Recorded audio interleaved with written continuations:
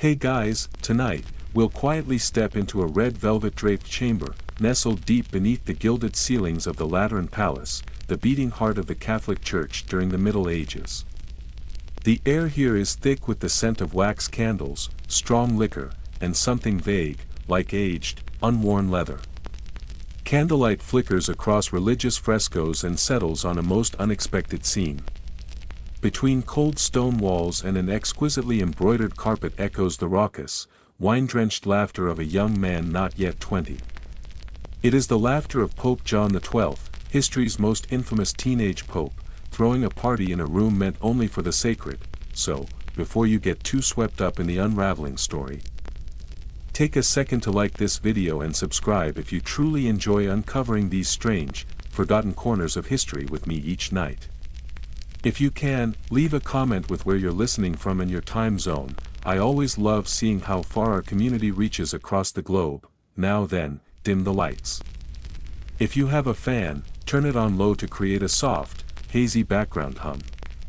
Take a slow, deep breath.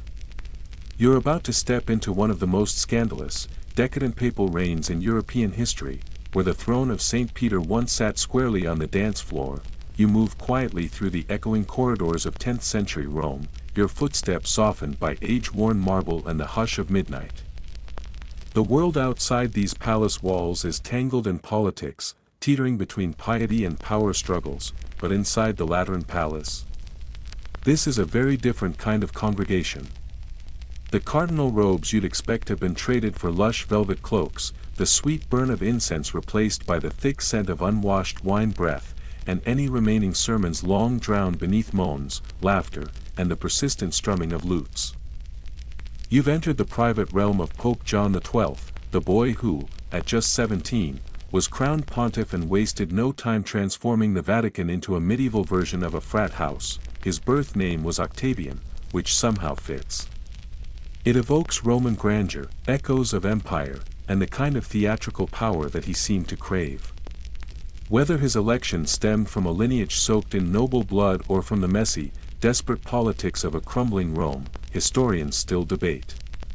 But once he was seated on the throne of St. Peter, John showed no interest in hiding his disinterest in doctrine or theological reflection.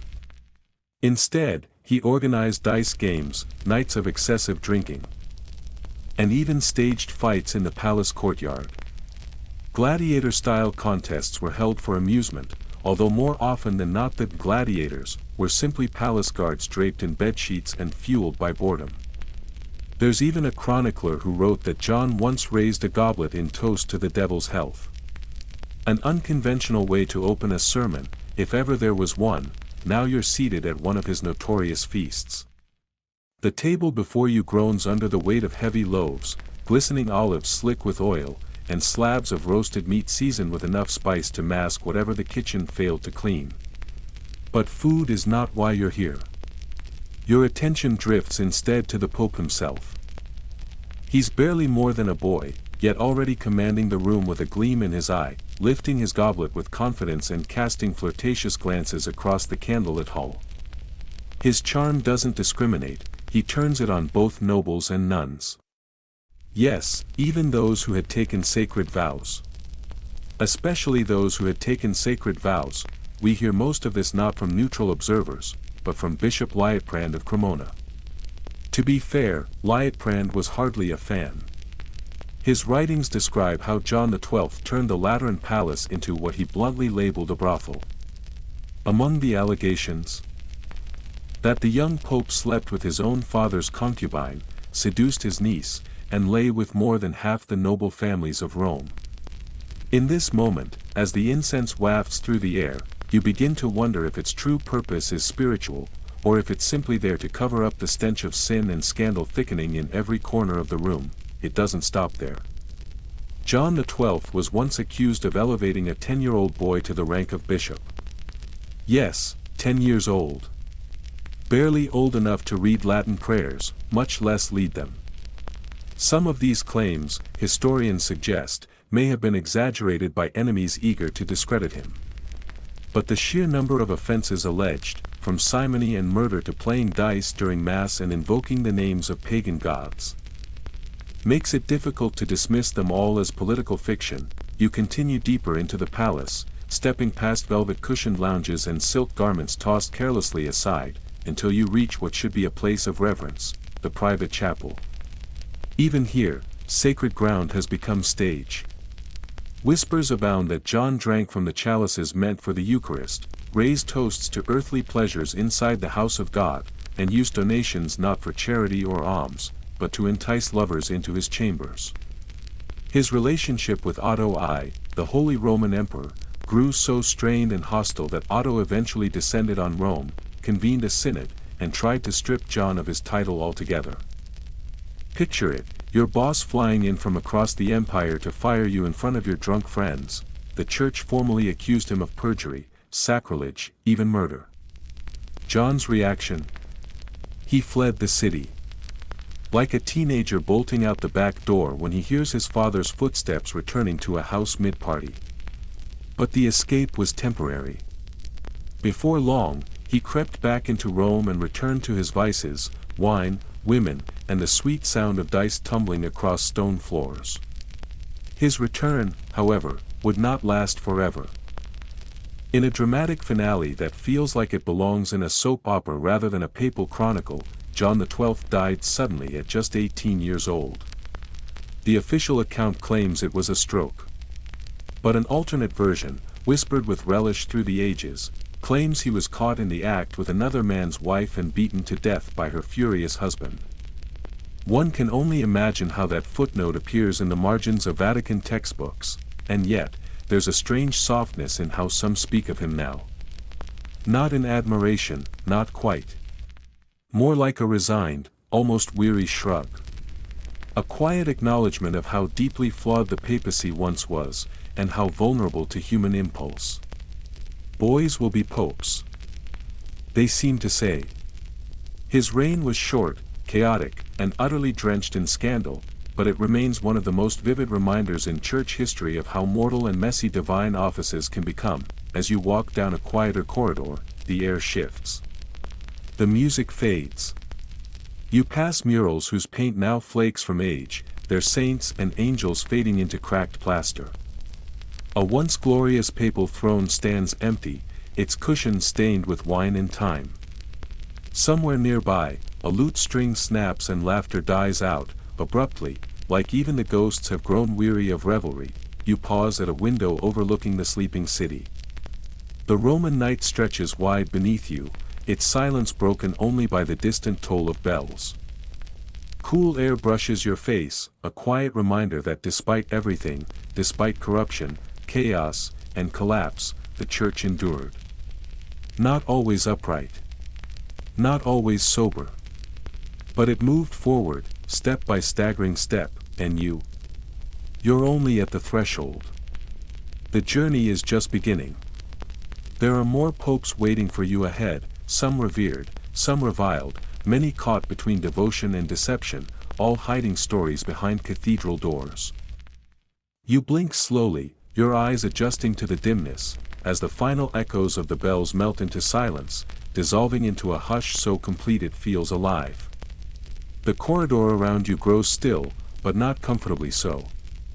The candlelight along the walls flickers, quivering ever so slightly, as though reacting to the presence of something long forgotten but not yet gone. A draft stirs the flame nearest to you, and the shadows it casts begin to stretch, lengthening and slinking across the stone like silent whispers. They climb the walls in strange, fluid shapes, curling into corners like secrets that refuse to rest. You step forward, slowly, carefully, your fingers brushing against the ancient, cool stone. Each step you take echoes faintly behind you, the rhythm soft but steady, like the slow heartbeat of history itself. With every movement, you slip deeper into a moment untouched by the present. The memory of Pope John XII lingers behind you like the final notes of a song. His decadent chaos, his drunken laughter, his tangled scandals, already they feel distant, like an overacted play fading into its final scene. That chapter was loud, messy, almost theatrical. What lies ahead is something entirely different. It is darker, colder, stranger in every way. Because you are now stepping into one of the most bizarre, grotesque, and utterly unprecedented events in the long, shadowed timeline of the Church. What you are about to witness is no legend, no invention. This is real.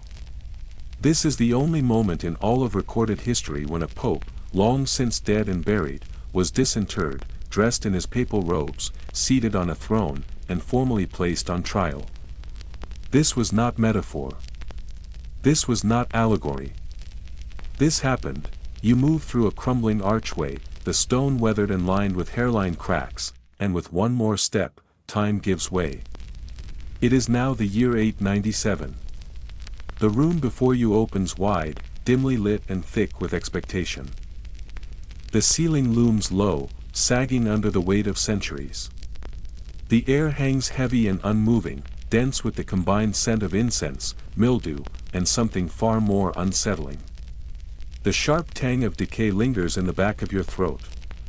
Every breath is laced with the sour edge of rot. This is not a space meant for comfort. This is a courtroom, but it feels more like a tomb, and there, at the center of it all, he sits. Or rather, he has been made to sit.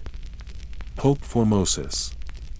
A man no longer among the living, and yet seated in judgment before the Church. His body is draped in papal vestments, his tiara perched at an odd angle on a skull barely holding together. His lips, now retracted with death, reveal a permanent rictus, a grotesque mimicry of a smile. The fine embroidery of his robes clashes horrifically with the brittle stiffness of his corpse. He is unmistakably deceased, and yet, he occupies the throne of the accused. What you are seeing is not symbolic. It is the cadaver synod. You try to steady yourself, drawing in a breath, but the air does not soothe. It presses against your lungs, thick and pungent, sweet with incense and sour with rot. You are not alone in this hall of the absurd. The courtroom is full. Bishops and cardinals line the chamber, their faces pale and unreadable, their eyes flickering with a mixture of fear, obligation, and perhaps a touch of fascination. Scribes sit along the walls with quills poised above parchment, their hands already inked with the words they will record. Every gaze in the room turns toward the lifeless figure on the throne, and then, you see him. Pope Stephen VI. Alive. Angry. Restless. His robes swirl as he paces the stone floor, his expression taut with fury and something more, something personal. He glares at the corpse as though daring it to rise. The heat in his eyes is unmistakable. This is not merely an act of politics. This is vengeance. Formosus, in life, had been many things.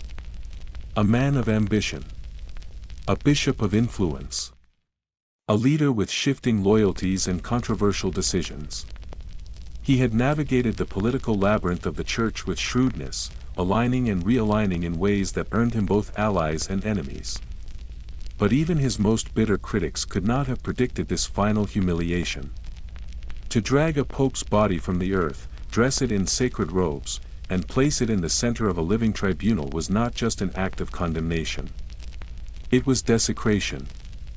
And it was calculated. Some say Stephen wanted to destroy Formosus's legacy. Others argue he wanted to terrify those who had supported him. Perhaps he feared what Formosus represented. A threat to his authority even from beyond the grave. Whatever the reason, the hatred was palpable. And now, as you watch, the trial begins.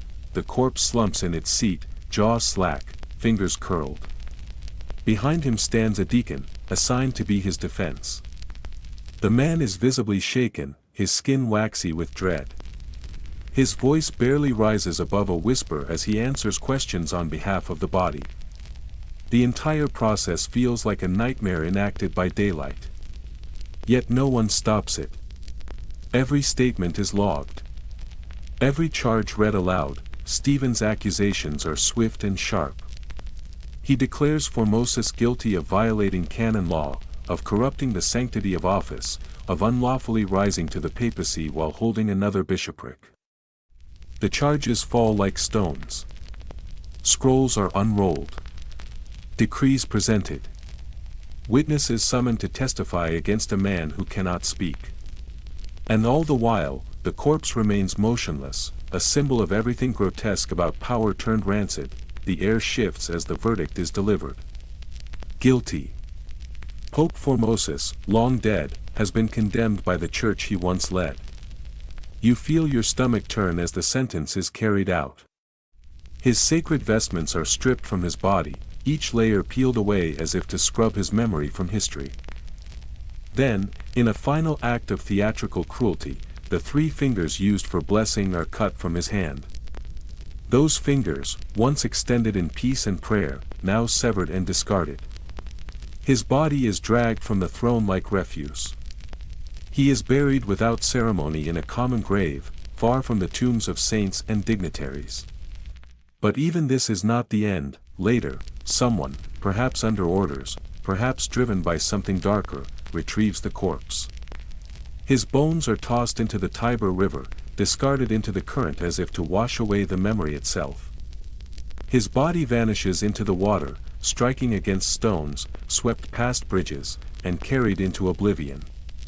For a time, at least, yet even as you try to process this, the story does not vanish. It cannot. The Cadaver Synod sent shockwaves across the Christian world. It scandalized even the jaded. Even in a time when murder, betrayal, and political manipulation were commonplace within the church, this was too much. The grotesque spectacle, so public and so cruel, shattered what little reverence remained for Stephen VI. Within months, he would be imprisoned. Soon after, he would be strangled in his cell. His reign ended as violently as the trial he had staged. Now, the courtroom is empty once more. The corpse is gone. The anger has faded. The only sounds are your footsteps and the low crackle of torchlight. The throne stands silent, casting deep shadows. The stone beneath your feet feels colder than before. The church would eventually rule the Cadaver Synod invalid, restoring Formosus's honor in a rare gesture of posthumous mercy. But some things cannot be undone. What happened in this room defies belief. It feels more like a fevered dream than recorded history. And yet, it is real. No other institution, religious or otherwise, has ever put a corpse on trial with such ceremony. No other courtroom has forced justice upon the dead so plainly, so purposefully. And here is where the truth deepens. This was not the last time a pope would face judgment after death. In the strange theater of medieval Catholicism, the dead were not always allowed to rest. Sometimes they were exhumed. Sometimes they were shamed. Sometimes their memories were put on trial, even when their bodies were not. These events, horrifying and theatrical, were not merely punishments. They were warnings to the living. They declared in no uncertain terms that the grave did not always mean escape. You turn and leave the chamber, your steps slow and measured, as though unsure whether the shadows have truly let you go. The air outside is cooler, clearer. You exhale, and your breath steadies. The outline of the Tiber glimmers beneath the stars, winding like a ribbon through the city's sleeping heart. Somewhere beneath its surface, the bones of a pope may still drift. Or perhaps they settled long ago into the quiet silt, finally at rest, and tonight, as you walk on, you carry with you a strange and unsettling truth. Even within the walls of the sacred, vengeance can rise. Even centuries later, history remembers. Because sometimes the past does not stay buried. Sometimes, it is dressed in robes, sat on a throne, and judged one last time. You drift now, slowly, as if carried on the breath of incense still curling in the air, away from the eerie echoes of a courtroom that once judged the dead. That ghostly trial, so morbidly theatrical, lingers faintly behind you, like a shadow clinging to your thoughts. But what you're entering now is something no less absurd. The haze here is thicker, warmer. Not the cold scent of decay, but the smoky perfume of burning candles, spiced wine, and opportunism. Flickering torchlight casts shifting gold across old stone, and for a moment, you wonder if you've stepped into some kind of surreal carnival of the living. Because this story, this strange, tangled tale, is not about death at all. It is about someone very much alive. In fact, this pope was startlingly alive. Not just living, but alert, calculating, and uncannily entrepreneurial. The kind of man who, had he been born centuries later, might have made a fortune hawking relics or indulgences on a medieval version of Craigslist. Or perhaps flipping church property on an auction site. You are now entering the court of Pope Benedict IX. A man, or more accurately, a boy, who would go on to do something so bizarre, so completely without precedent, that history still stares at the memory with a mix of disbelief and morbid fascination. He was about to sell the papacy itself, treating the most sacred seat in Christendom like a family heirloom. And in truth, it almost was. The first thing you notice is his youth. It strikes you like a misplaced note in a solemn hymn. He is young. Shockingly so. His features are still soft, with that lingering fullness of adolescence, and yet he wears the heavy garments of divine office. The ring, the robes, the tiara, they seem to sit uneasily on a boy not long past the age of games and tutors. Much like John XII, whom you've already met in a haze of wine and scandal, Benedict IX was a child pope in all but name. His exact age at ascension is still debated by historians. Some argue he was only 11. Others insist he was closer to 20. Regardless of the number, he was undeniably too young to hold the keys to heaven and earth. He was not chosen by divine revelation or spiritual acclaim. His rise was orchestrated by his powerful Tusculum family, Roman nobility with deep roots and deeper pockets. They maneuvered his appointment like one might arrange a marriage or a business deal. The papacy, at this point in history, had become a prize of politics rather than piety. Imagine being handed the reins of an empire while still being scolded for skipping Latin lessons. And yet, Benedict accepted the office with the kind of nonchalance that would define his rule. According to some accounts, he shrugged, offered little fanfare, and later admitted that the role simply didn't suit him. Oddly enough, that may have been the most reasonable decision he ever made. What followed was something no pope before or after has ever quite replicated. Benedict IX did not serve a single pontificate. Nor did he serve two. He served three. 3 separate papal reigns. He was removed, reinstated, resigned, reclaimed, and returned again, like a pontifical boomerang flung through the corridors of the Vatican. His hold on the papal office was less a calling than a chaotic performance, each act more bewildering than the last. The first time he was pushed out, it had little to do with ideology or doctrine. It was his behavior. The citizens of Rome, already battered by years of instability and corruption, could not stomach the scandals oozing from the papal residence. The stories were lurid. Reports of orgies hosted within sacred chambers, bribes exchanged beneath crucifixes, rumors of dark rituals whispered in the cloisters, even multiple assassination plots that some claimed Benedict himself masterminded. His reputation had grown so tainted that even other scandal-ridden popes might have cast him a disapproving glance. Eventually, the city rebelled. Benedict was expelled. But, as you might expect, he did not remain in exile for long. He came back. And then he left again. Only this time, his departure was not forced. It was personal. Benedict, at the height of his second pontificate, announced his desire to marry. Yes, marry. In a time when papal celibacy was already canon law, he sought a wife.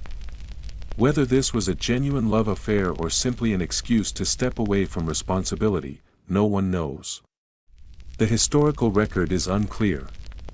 But one thing is certain, he decided to give up the throne. And he expected something in return. This is where the story slides from scandal into outright absurdity.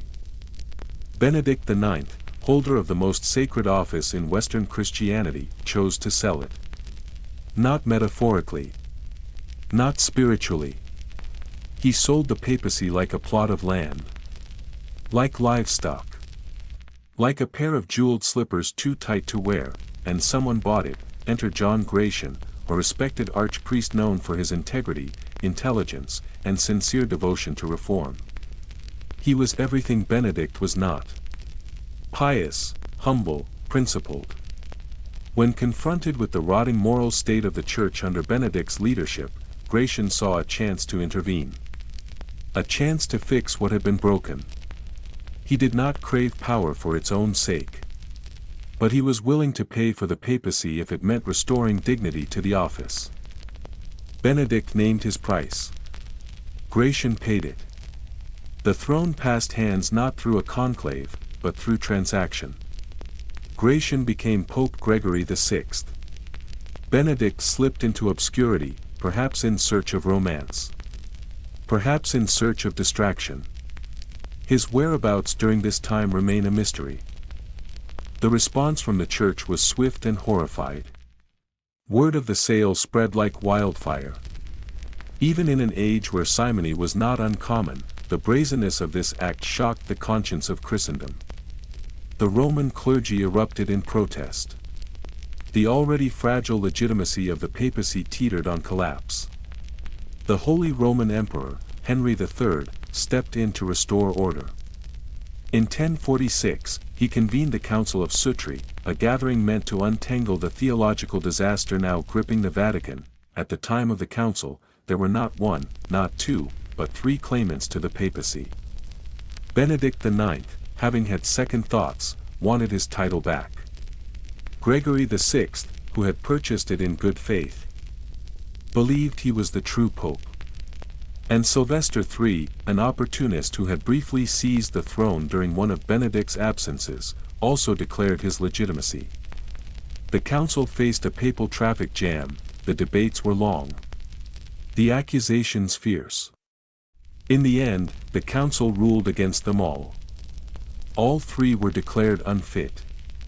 The seat of St. Peter was vacated. A new pope, untainted by the chaos, would be chosen to guide the Church through the storm.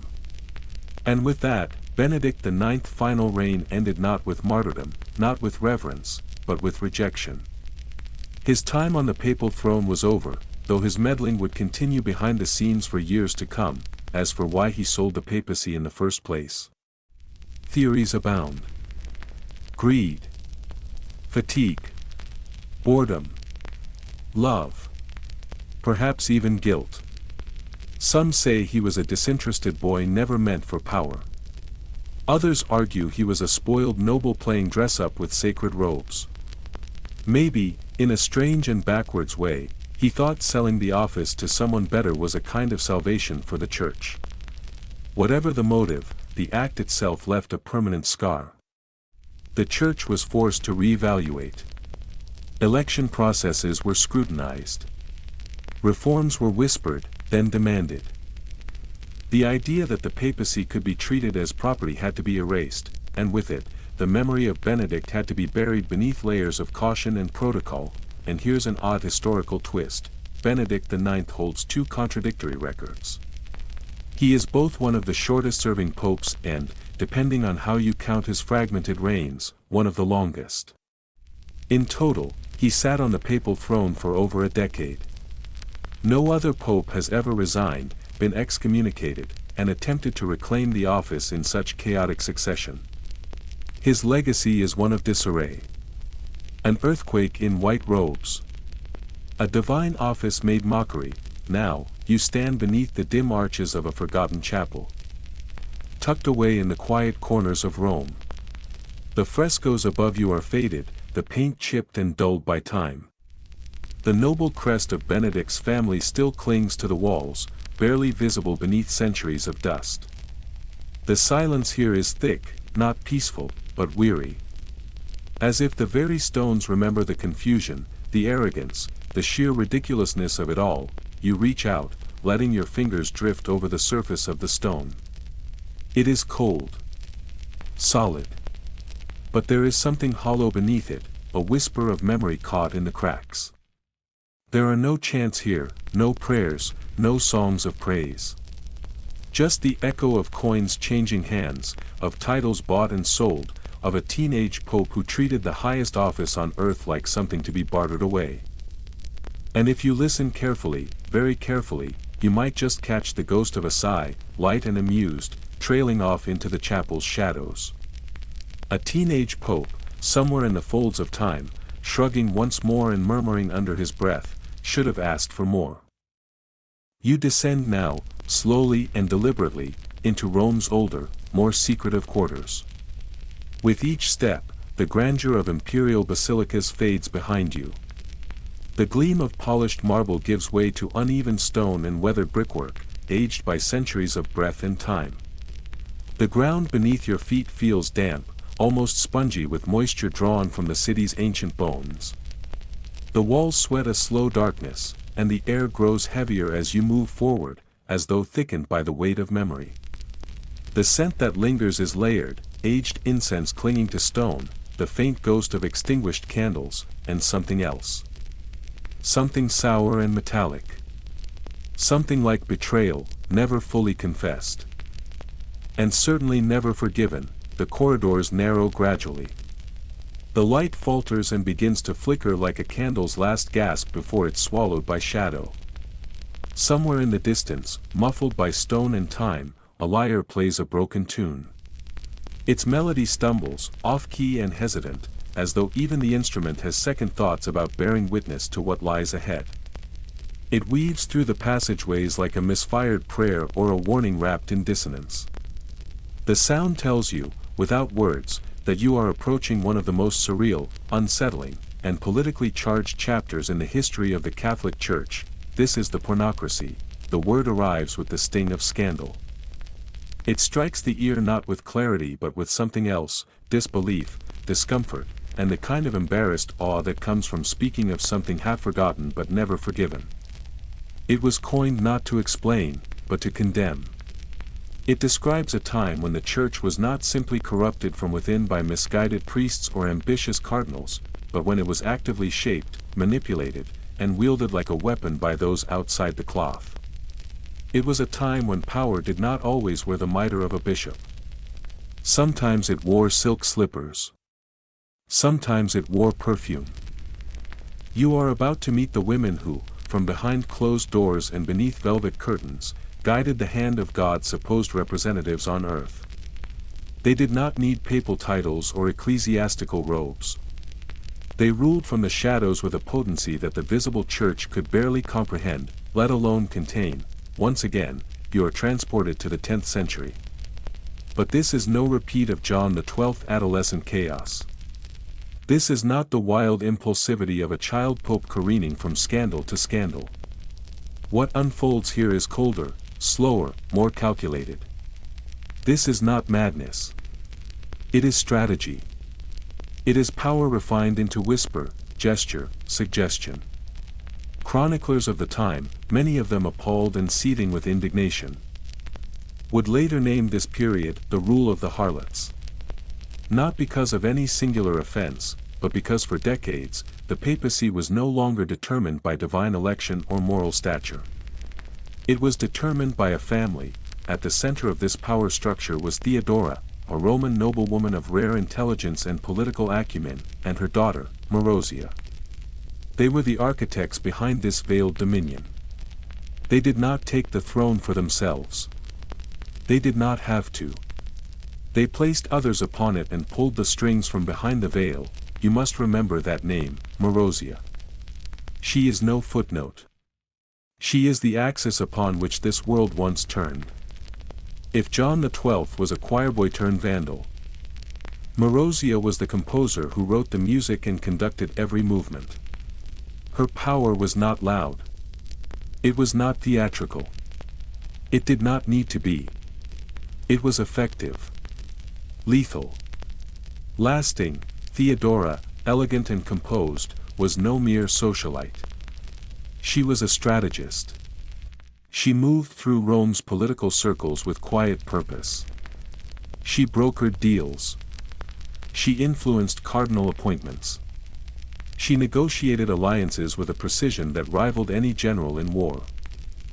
Rumors spread that she seduced high-ranking clerics to secure her influence, but others insisted such claims were unnecessary slander.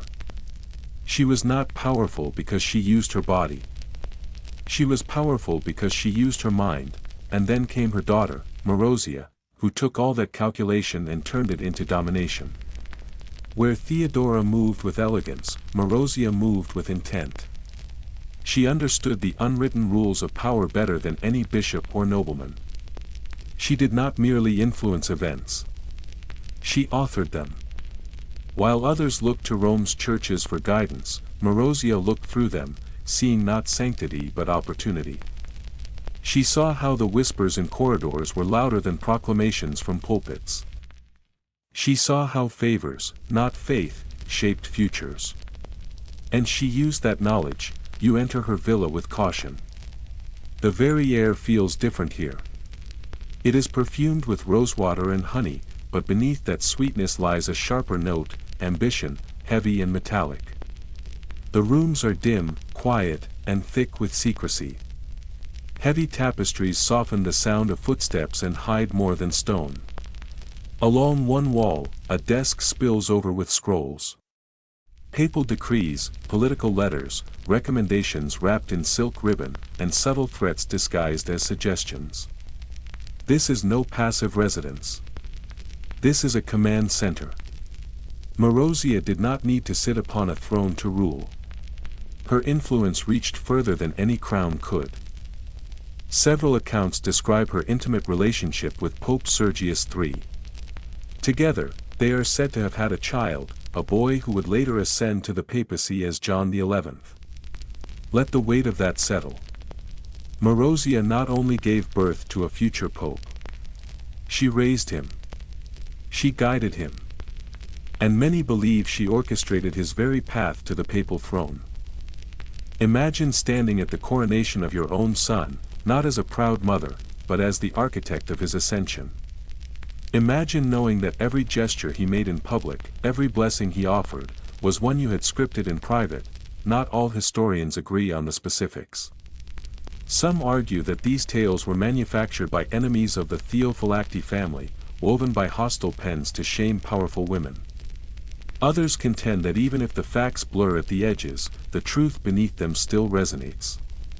In Rome, where smoke often signals fire, the legacy of Marozia is difficult to dismiss. Her life reads like the pages of a political tragedy. Each marriage was calculated. Each alliance meticulously chosen. Her first husband, Alberic I of Spoleto, brought military strength and noble legitimacy. After his death, she married his half-brother, further consolidating her influence. But even that was not enough. When her control over the papacy wavered, when her own son threatened to slip from her grasp, she acted with chilling resolve. She imprisoned Pope John XI, her son, and assumed power for herself. Whether she ruled in his name or in open usurpation remains uncertain. But the message was clear. Titles were not required. Her authority did not come from ecclesiastical law. It came from something older, something far more dangerous. The rumors surrounding her only darkened. Whispers of incest. Tales of betrayals piled high atop one another. Murmurs of murder by poison, of secrets passed through candlelight and sealed with blood. The story winds tighter and tighter, each twist drawing you deeper into a labyrinth of power and deceit. Compared to this, the Borgia family seems like a group of bickering cousins arguing over wine. You return to the Lateran palace in your mind, but it feels changed. The atmosphere is not festive. It is tense. Quiet. The air is thick with withheld speech. Cardinals murmur behind closed doors. Servants walk in silence, eyes lowered. Somewhere behind one of these curtains, Marozia waits. She does not wear a crown. She does not need to. If you want one, you must pass through her first, but even the most carefully constructed dominions crumble. Marozia's rule, like all others, met its end. Betrayal came, not from outside, but from within her own bloodline. Her second son, Alberic II, launched a coup. He imprisoned his mother. He took control of Rome for himself. Some say he had grown tired of being her pawn. Others believe he feared he would become her next victim. Her story does not conclude with trial or execution. It ends with absence. Her name fades from the records. Her fate dissolves into silence. Not the peace of closure, but the void of deliberate omission. She was erased. Now you find yourself walking once more along the banks of the Tiber. The moonlight catches the surface of the river and scatters it, the reflections shattering and rejoining like memory. The water moves quietly, but it carries with it the weight of everything Rome tries to forget. Somewhere nearby, a voice chuckles, low and crude, repeating the insult whispered through the ages, the whore who ruled the church. It hangs in the air, heavy and bitter. Even now, after centuries, the words taste like venom. No one quite knows how to speak of Marozia. Was she a monster? A genius? A manipulator? A survivor playing the only role this world offered her? Here is something to remember. The word pornocracy did not exist during her life. It was coined long after. A label created by those who recoiled at the notion of women exercising influence in the highest halls of ecclesiastical power. The same historians who overlooked the cruelty of countless corrupt popes reserved their deepest disgust for the women who dared to outmaneuver them. One scholar called it the lowest point in papal history. Not for what was done, but for who did it. You find yourself smiling, faintly, and not without a trace of irony. History has always known how to vilify women for the crimes of men. And here, beneath the pale wash of Roman moonlight, Marozia does not feel like a villain at all. She feels like a queen whose throne was invisible, whose crown was stolen, and whose legacy was written by hands determined to forget her. As you turn the next corner, footsteps echoing softly along the cobblestone path, you sense that another scandal waits ahead. Another tale ready to be told. But something lingers behind you. A final truth. The papal robe may have carried the weight of divine authority. The ring may have symbolized heaven's favor. But real power, the kind that rewrites history, often lived not in ceremony, but behind the curtain. The wind urges you uphill now, a steady breath at your back, guiding you away from the velvet-shadowed intrigue of the pornocracy and toward a different kind of noise. It is not the soft sigh of silk being drawn back from secrets, not the muted shuffle of whispers plotting behind closed doors. This is a sharper clamor, filled with the scrape of iron on stone and the clatter of metal on metal. It rings not with the solemnity of liturgy, but with the unmistakable clink of coins passed from hand to hand. The air is no longer perfumed with rosewater. Instead, it smells faintly of ledgers, sweat, and worn parchment. You are walking into a new arena of ecclesiastical maneuvering. It is not less corrupt. Only more commercial. You are stepping into the medieval marketplace of the soul. This is not an era of subtle influence. It is one of open transaction. This is the age of simony, the very word echoes with warning. Its origin reaches back to a man named Simon Magus, a magician from Samaria who, according to the Acts of the Apostles, once approached the disciples of Christ with silver in hand and a proposition on his lips. He did not ask for healing. He did not beg for mercy. He offered to buy the power of the Holy Spirit, to own the miracle of divine authority as one might purchase land or livestock. The apostles rebuked him with fury. His name was branded into history, not as a seeker of faith, but as the archetype of spiritual fraud.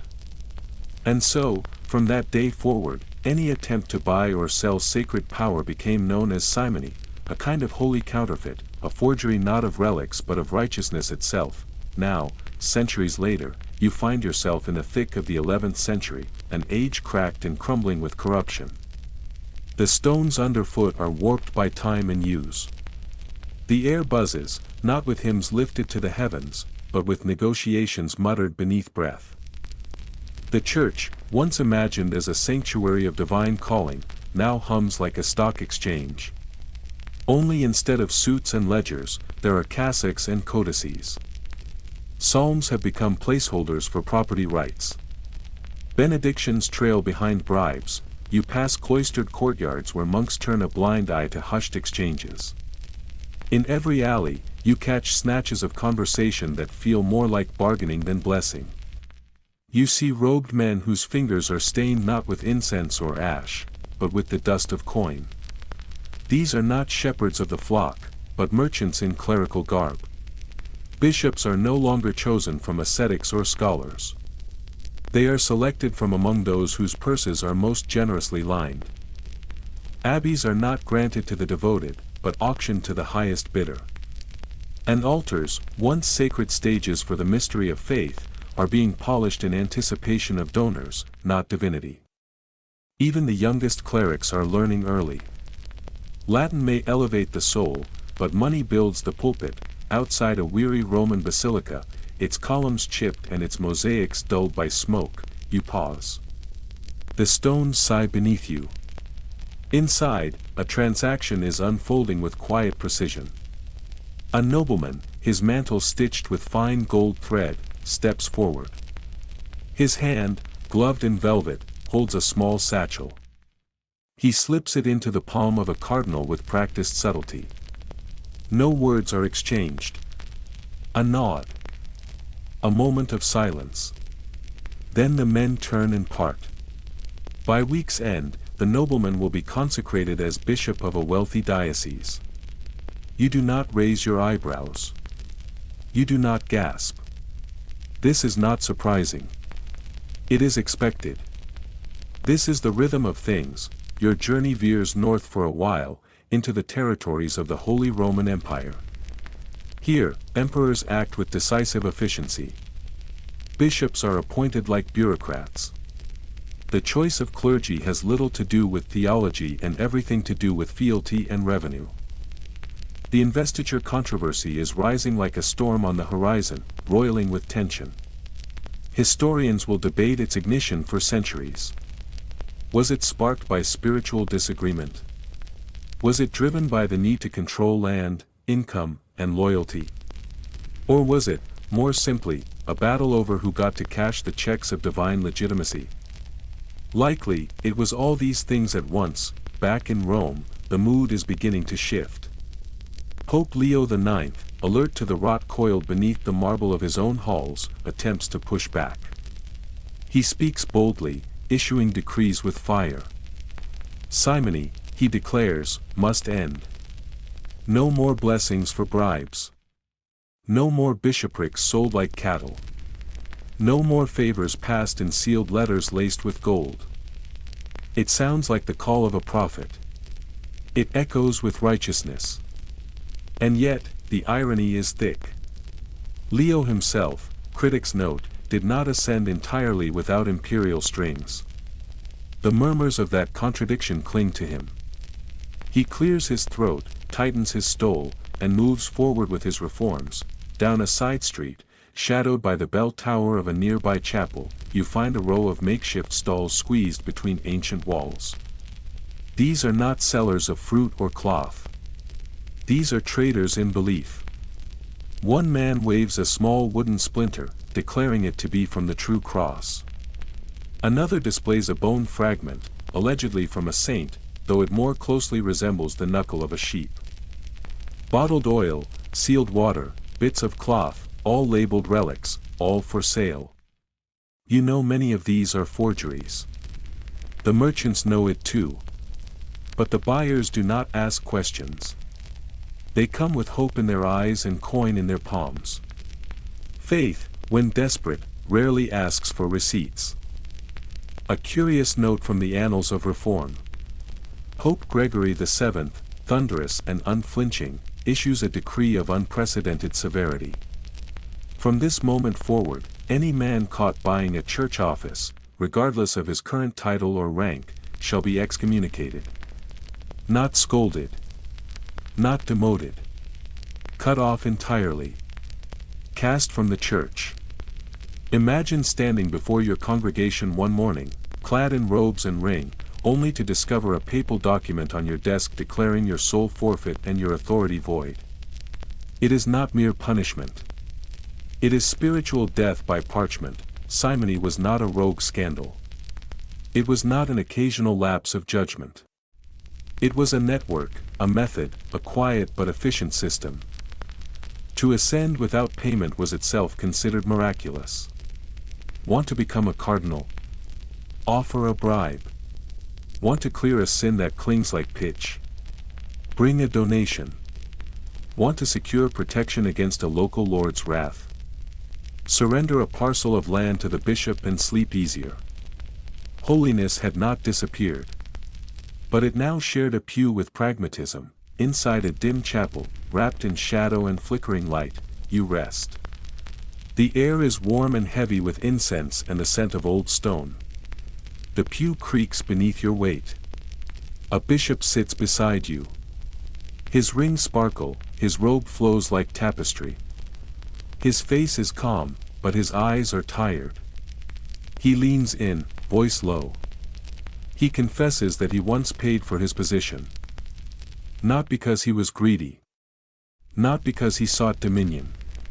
But because he believed, perhaps naively, that he could do more good inside than out. If he had not stepped forward, someone crueler would have. This was the world as it was. One navigated not with purity alone, but with strategy. You lean back, your gaze trailing up the high arches and carved ribs of the ceiling above. You release a breath, soft and tinged with disbelief. The absurdity is almost operatic. The church, gatekeeper of souls, reduced to a divine bazaar.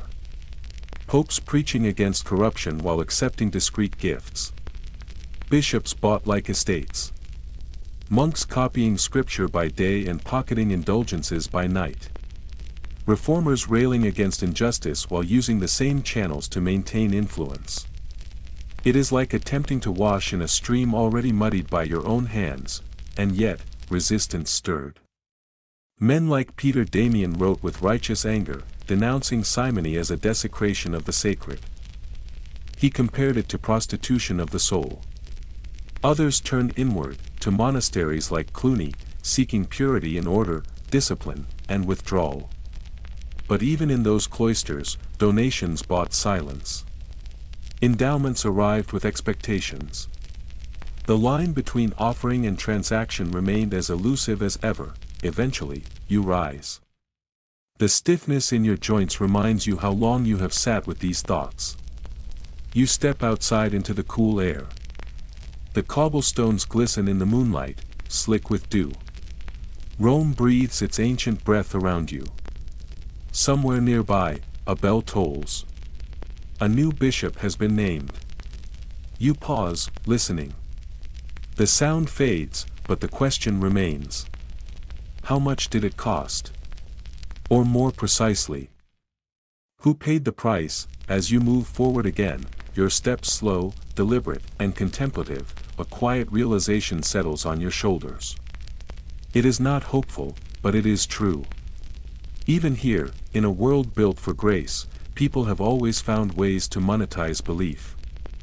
Where there is power, there is price. Where there is salvation, there is sale. This has always been the shadow cast by the light. And it is unlikely to ever fully vanish. You move now into the twilight edges of legend, stepping lightly into that soft and uncertain terrain where the boundaries of history begin to blur. It is a land where facts grow mossy, cloaked in the damp of centuries, and where stories wear the scent of something half-remembered, as if passed from lip to parchment to firelit room over too many winters to recall clearly. You are entering a space that is not entirely real, but not quite false either. This is the borderland between truth and tale, where monks, hunched in cold scriptoria, copied manuscripts by candlelight and occasionally allowed wonder to drift in like wood smoke, curling gently between the lines.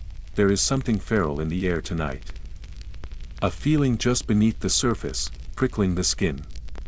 It smells of old fur, of frostbitten leather left too long in the saddle, and of breath that steams from a throat that has growled through more seasons than any man has seen. You catch a whisper of it, raw and ancient, because you have just arrived at one of the strangest stories ever to echo beneath a cathedral roof. A tale whispered more often than proclaimed, retold more often than verified.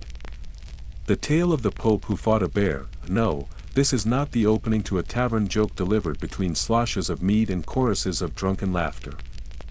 This is not some jest passed around by bards after midnight. This is a real entry. Or at least a recorded one, found in more than one medieval manuscript, preserved with care and copied over by hands that believed stories could carry truth even when the details frayed. And for centuries, it has been debated, doubted, and chuckled over, as much a curiosity as a claim. You step carefully now into the alpine mists of Central Europe, where the world tilts upward and the horizon breaks against jagged ridges. The land here is stitched together with pine forests that sway like whispered prayers, and with cliffs that plunge steeply into ravines no foot has ever fully mapped. The fog hangs low in these mountains, dense and slow-moving, as though reluctant to rise. It drapes over the path like secrets that have lingered too long. The ground beneath your boots is soft with needles and damp with shadow. Every breath draws in the chill of snow and the sharp tang of resin. You are not just entering a forest. You are entering a fog of uncertain dates, of debated names. Of recollections too slippery to pin down, the year. No consensus. Some say it happened in the vague, creaking depths of the 10th century. Others place it closer to the early chapters of the 11th. The Pope's name? That too remains contested. A few claim it was Leo VIII. Others insist it was Sylvester II. Some versions, unwilling to stake a claim, refer to him only as the Holy Father, letting the mystery remain intact, but across all versions, no matter how the names change or the geography shifts, the details begin to converge around a single, unforgettable moment. A solitary pope, traveling through the wild and treacherous slopes of the Italian mountains, finds himself face to face with a bear. And not just any bear. A monstrous one. A creature swollen with winter hunger, snarling from a jaw full of broken teeth, thick with matted fur and unspent rage. The mountains, so ancient and unmoved, seem to still themselves. And where any ordinary traveler might have screamed, dropped to his knees in prayer, or flung his food and companions forward as sacrifice, this pope does something startlingly different. He does not run. He does not flinch. He stands perfectly still. He raises something, perhaps a wooden cross, or a walking staff, or even just a bare hand lifted with quiet authority. Some say it was a single finger, pointed not in fear but in command. And the bear, massive and wild, pauses. It does not strike. It does not pounce. It hesitates. Then, depending on the version, it bows. Or it flees. Or, in the most wondrous tellings, it is tamed on the spot and becomes docile, padding after the Pope like a dog, even carrying his satchel for the rest of the journey. The story has grown in the telling, of course. Legends have a way of picking up embroidery with each retelling. Some versions suggest the bear was not merely a beast, but a demonic entity in disguise. Sent from the underworld to challenge the authority of the Vicar of Christ. In these versions, the moment the Pope raises his hand, the creature bursts apart in a cloud of sulfur and black smoke, vanquished by holiness too pure to endure. Other accounts remain earthbound and simple. The bear just turns and leaves, unnerved by something it cannot understand. Scholars, as scholars do, remain divided. Was there ever such an encounter? Or is this yet another vivid embellishment in the long, proud tradition of hagiography? After all, the medieval mind adored stories of saints and their improbable interactions with nature. Saints tamed lions and dragons as readily as they fasted or healed the sick. Saint Jerome had his lion. Saint Francis preached to flocks of birds who listened in devout silence. Saint Margaret, so the tale goes, was swallowed whole by a dragon and burst from its belly unscathed, radiant and unharmed. Against that backdrop, a pope and a bear seems not absurd, but almost expected. If anything, it feels overdue. And yet, there is something particular about this story. Something that makes it linger longer than most. You walk now beneath the arches of a cloister, the stone wet with age and the air thick with the smell of wax, damp wool, and rain. Inside a stone-walled hall, a monk with eyes the color of sleep recites the tale to a circle of novices, their robes still too large, their faces not yet dulled by repetition. His voice is calm, practiced, rich with pauses. In his version, the bear bursts from the tree lean, fangs bared, eyes glowing red like coals in a fire pit. The Pope, he says, was alone. No guards. No weapons. Only faith. He lifted his eyes to the sky, raised his arms, and the beast exploded into ash and flame. One novice yawns. Another snickers behind his sleeve. A third crosses himself, perhaps with sincerity. Perhaps not. Outside, the woods await. Still. Deep. Ancient. The trees stand close together, tall as cathedral columns, bark ridged and blackened like centuries-old parchment. Wind threads its way between them, whispering secrets in a voice only the moss understands. You imagine the scene again. The lone white-robed figure. The dark shape of the bear. The silence that hangs between them like a suspended breath. It feels like a parable caught halfway between myth and memory. A collision of the holy and the wild, because in the medieval imagination, nature was never merely backdrop. It was symbolic. It was sentient. It was spiritual. A beast was never just a beast. It was a mirror. A test. To face such a creature and emerge unharmed was more than bravery. It was mastery. It meant that the wild world, the realm beyond walls and scripture, had acknowledged the higher order. That even the chaos of nature bent its head to the authority of the church. The Pope, in this story, is more than a man in white. He is divine order, walking upright in the woods. And even the bear knows it. But stories like this serve another function. They are narrative tools. Devices of glorification. Pious exaggerations crafted to elevate those who may not have inspired awe on their own. In an age when popes were often embroiled in scandal, accused of greed, nepotism, and worse, a tale like this offered a different image. One of grace. Of divine protection. Of spiritual stature. If a pope could tame a bear with nothing but faith, then surely he was chosen by God. It was proof, not of what he had done, but of what he could be. There is a lesser-known detail, buried in obscure texts and overlooked sermons. Wild animals were often noted at key papal moments. Omens. Symbols. Signs. A black dog spotted in the basilica before a coronation. A raven perched on the altar that refused to fly away. A wild boar charging through a banquet, upsetting goblets and scattering bishops like children. These tales, fantastical as they seem, reveal a belief deeply held. That nature was not indifferent to the sacred. That it watched. Reacted. Participated. You leave the cloister and step out into a clearing washed with moonlight. Your boots crunch across a thin crust of snow. The woods stretch ahead of you, shadowy and vast. Your breath curls in the cold air like incense, like memory.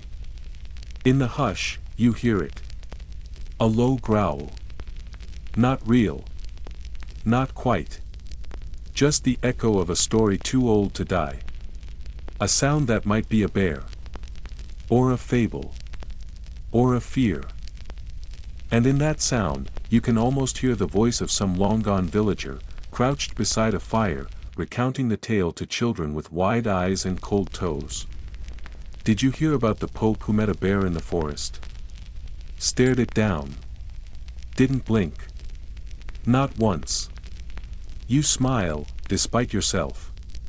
Perhaps it never happened. Or perhaps it did. Or perhaps it was never about the bear at all. Perhaps it was about what we ask our leaders to be. About fear. About faith. About what happens when a man, pressed beneath the weight of divine expectation, finds himself face to face with something that does not care for robes or rings. Something with claws. Whatever the truth may be, the story lives on. It endures. And in a time when so many popes were mocked, feared, or dismissed, this one, whoever he was, is remembered for something extraordinary. For standing still. For not running. For being, if only in legend, a flicker of courage beneath the heaviest office on earth. So you keep walking, the forest swaying gently above you, the moonlight washing the snow in silver. And maybe he never saw a bear. Or maybe he did.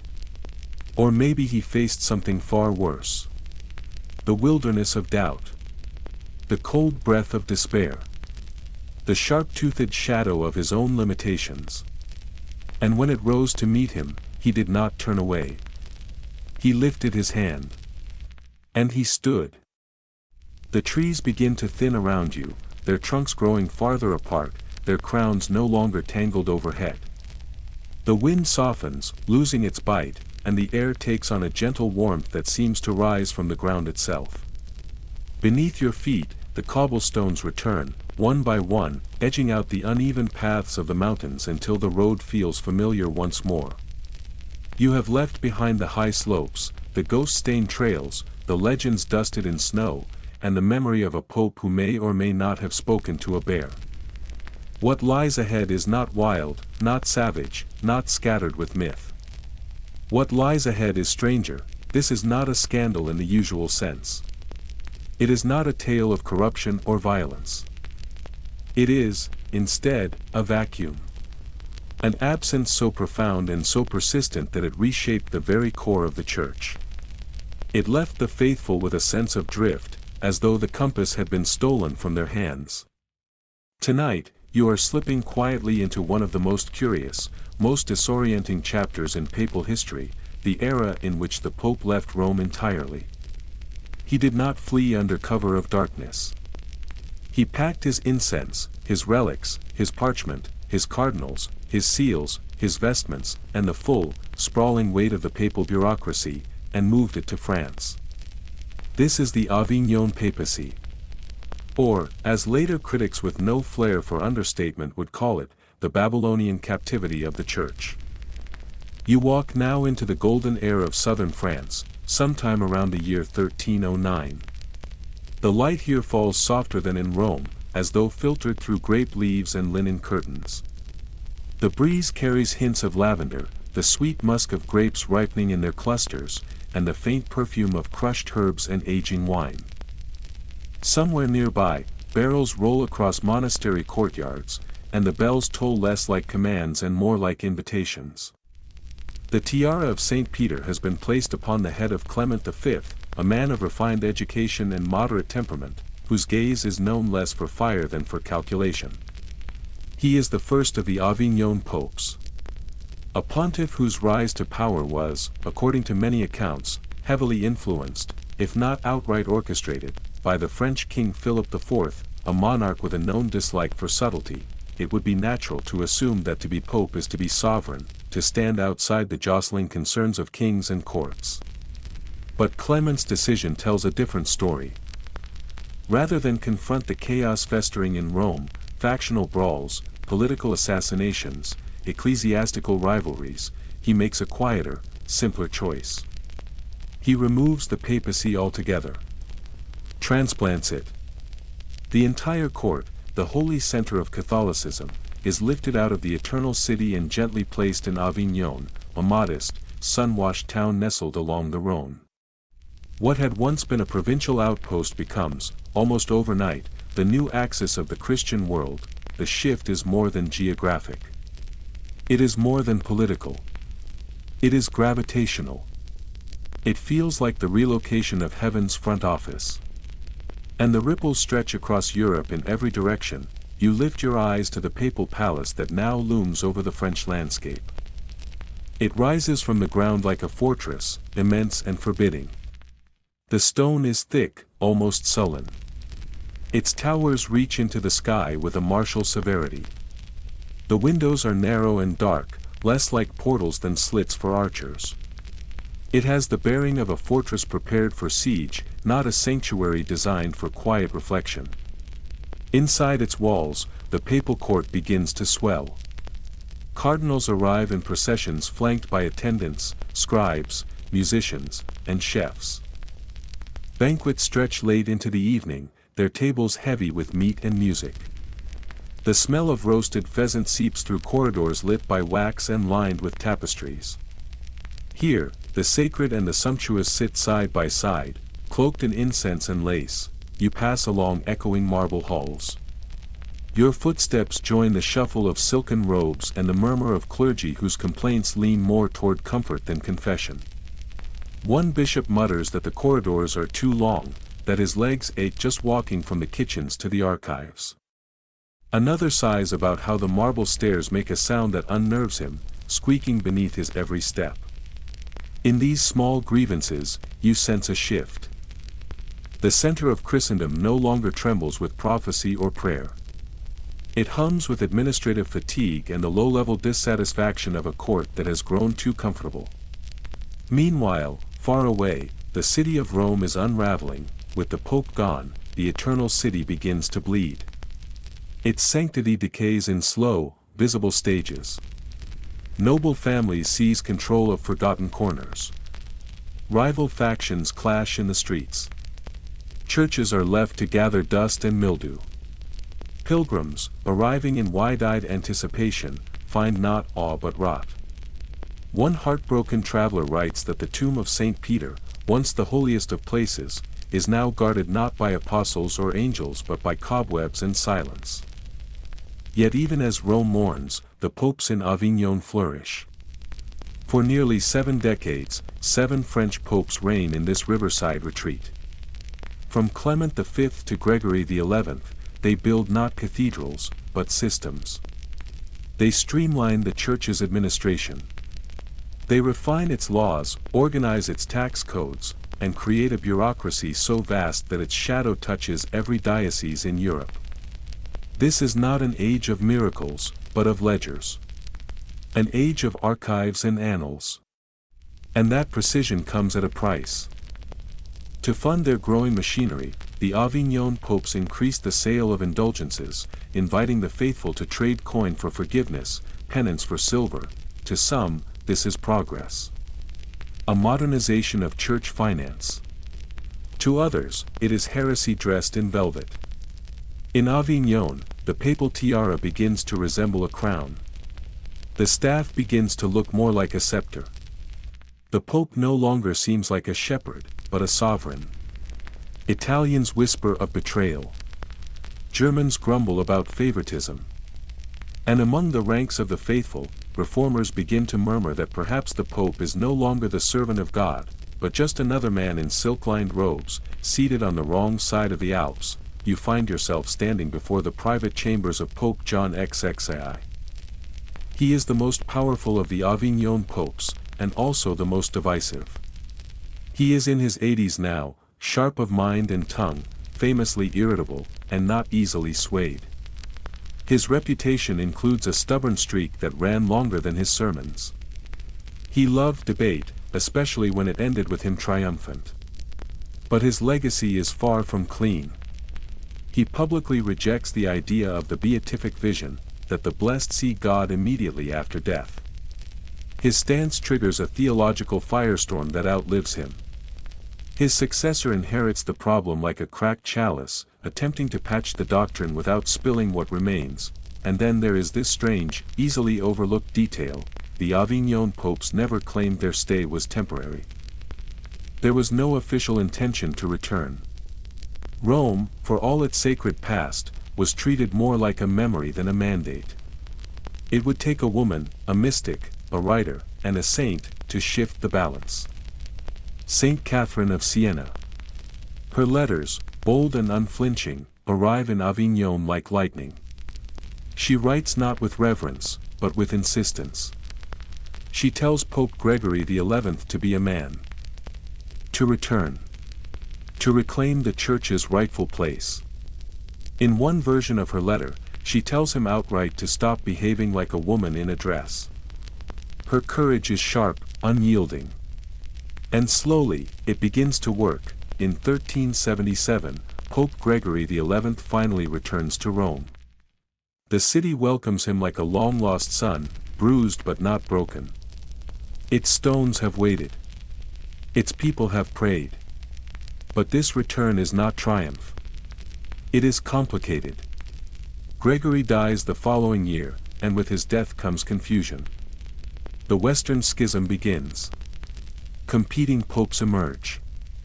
Allegiances fracture. Unity splinters.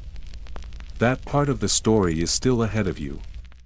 The path will twist again, for now, you linger here, on the banks of the Rhone.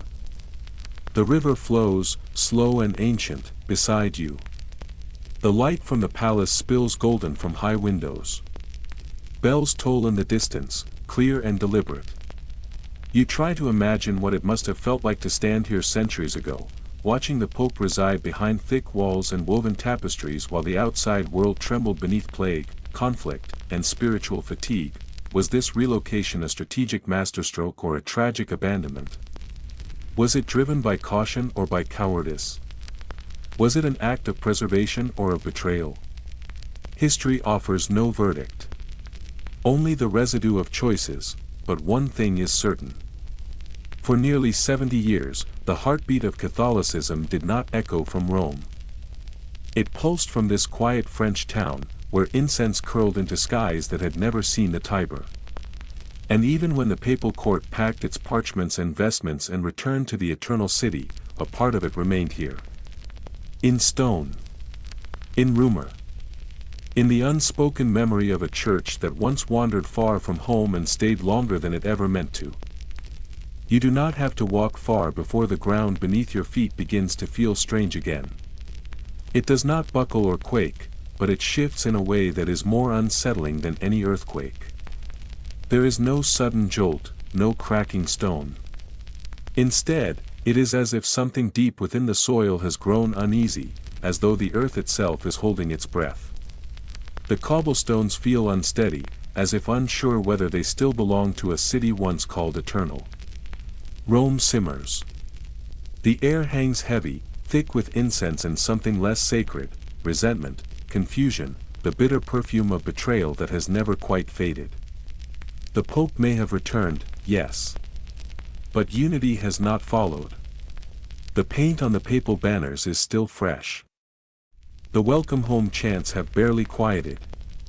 Yet already, beneath the surface, fissures begin to form. You have now arrived at one of the strangest and most disorienting episodes in the long history of the Church. It is a chapter so bizarre, so riddled with irony, that it reads more like a farcical play than a solemn chronicle. It feels like a satire written in the margins of a Vatican manuscript, scribbled by a monk with too much time and too little patience. This is the Western Schism. A moment when all of Christendom, fragmented and bewildered, was forced to confront a very uncomfortable and deeply inconvenient question: just who, exactly, is the real Pope? You lift your gaze toward the immense dome of St. Peter's, its majestic silhouette still commanding the skyline.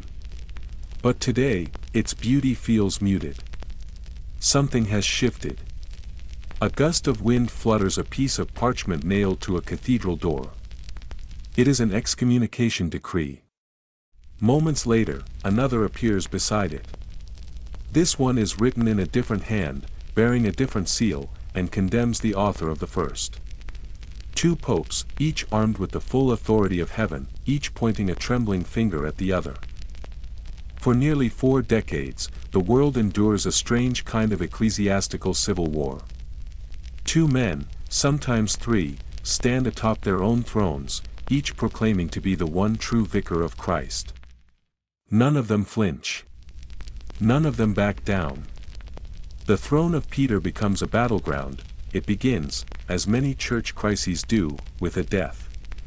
Pope Gregory XI, the last of the Avignon line, dies in 1378.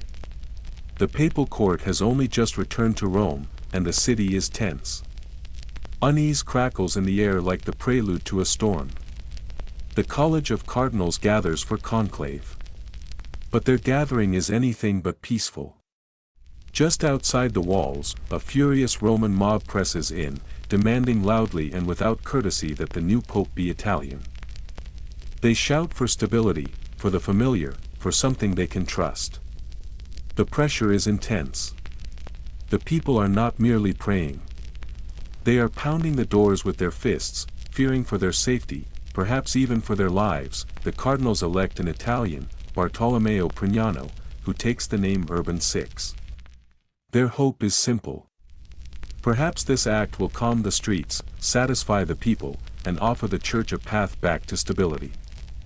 But that hope proves to be not only short-lived, but spectacularly misplaced. Urban VI is not a man of compromise. He arrives not as a healer, but as a hammer. His zeal for reform burns too hot. His temper flares too easily. He alienates allies with the efficiency of a man who considers diplomacy a weakness. His passion is fierce, but his sense of tact is non-existent. The very cardinals who elected him begin to question the wisdom of their choice. One by one, their confidence falters. Rumors grow. Whispers deepen into declarations. The cardinals announce that the mob outside had coerced them into the election, making it invalid. In a burst of indignation, they hold a second conclave. This time, they elect Robert of Geneva, who takes the name Clement VII. He quickly flees Rome and re-establishes the papal court in Avignon, as though trying to undo the past few years entirely, and now, there are two popes. Two courts. Two curias. Two seals. Two thrones. Each proclaims the other to be a fraud. Each excommunicates the other. Each demands the obedience of the faithful. And the divide, once a thin crack, now splits the church like a fault line. The conflict is not about doctrine. It is not a question of heresy or theology. It is about territory, loyalty, and political power. The schism spills out of churches and into palaces. Kings choose sides. Bishops take oaths. Priests are caught in the crossfire. You step into a cramped scriptorium, the walls lined with curling scrolls and drying ink. A weary scribe, pale with exhaustion, tries for the 100th time to redraw the papal succession. His quill trembles. The lines tangle into knots. Names blur. Dates shift. He cannot tell where one papacy ends and the other begins. Urban's line in Rome. Clement's line in Avignon. Each appoints bishops. Each blesses marriages. Each claims dominion. And for the everyday believers, ordinary people trying to live in grace, the confusion becomes unbearable. They begin to wonder whether their confessions are valid, whether their baptisms count, whether the Eucharist they receive is truly blessed. Or if it is no more than bread in a stranger's hand. Then, as if things were not already spiraling far enough, the Church decides to fix the problem. In 1409, the Council of Pisa is called. The goal is straightforward: depose both claimants and elect a new pope to unify the fractured Church. The idea is simple. The result is catastrophe. The council elects Alexander V. But neither Urban's successor nor Clement's will step down. Neither accepts the council's authority. And now, the Church has not two popes, but three. 3 men, each with a throne, a court, and a crown. 3 administrations. 3 arms collecting tithes. 3 conflicting blessings. What began as a schism becomes a comedy of errors. Or perhaps a tragedy in disguise. You wander through the gilded palaces of Europe, Paris, Florence, Prague, each transformed into a theater of allegiance. Alliances shift like wind over fields. Monarchs choose sides, not based on faith, but on leverage. France backs Avignon. England clings to Rome. Other kingdoms hedge their bets. Legitimacy becomes currency. Papal support is bartered in courtly deals. The sacred has become something deeply political. Inside the church, frustration festers. Priests grow unsure. Bishops hesitate before speaking. Parishioners are asked to tithe 3 times, to 3 emissaries, each carrying a letter of authorization bearing a different seal. The faithful are asked to choose a side. But how does one choose a pope? On what grounds? On whose authority? The absurdity deepens. A sacrament in one town may be heresy in another. A blessing today may become a curse tomorrow. The spiritual begins to blur into the theatrical. Trust erodes. Cynicism creeps in. Scholars still debate the origins of the schism. Was it an accident of timing, the product of political egos? Was it the natural outcome of a church tangled too tightly in the affairs of kings? Or was it simply the collapse of a system no longer able to carry its own weight? The machinery built in Avignon had grown immense. Once it began to misfire, no one seemed to know where the power truly lay. Eventually, in 1414, the crisis reaches a threshold. The Council of Constance is called. It unfolds slowly, over years, with tension thick in every word. The council persuades 2 of the rival popes to step down. They go quietly, or at least they go. But the third, Benedict XIII, refuses. He isolates himself in a mountain fortress, issuing proclamations to a church that no longer listens. He becomes a relic. A living myth. A man who continues to reign over nothing but shadows and stone. Finally, in 1417, the council elects a new pope, Martin V. He is broadly accepted. Slowly, the church exhales. For the first time in nearly 40 years, there is once again a single pope. The schism, officially, is over.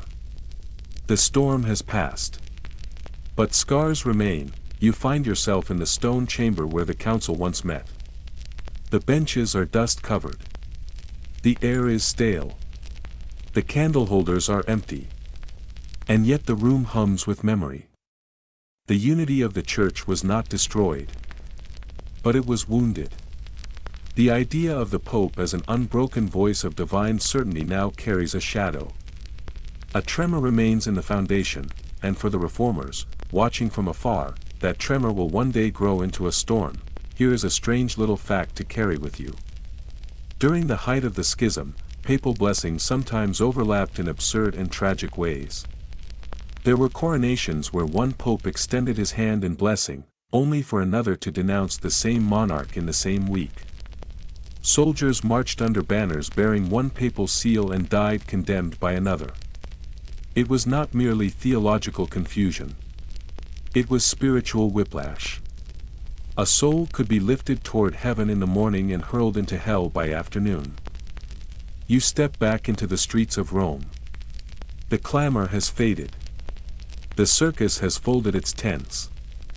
The warring popes are gone. But the church walks with a limp. The grandeur remains, but something in the eyes of its statues seems wearier. The voice of Rome still echoes, but now it carries an undertone of caution.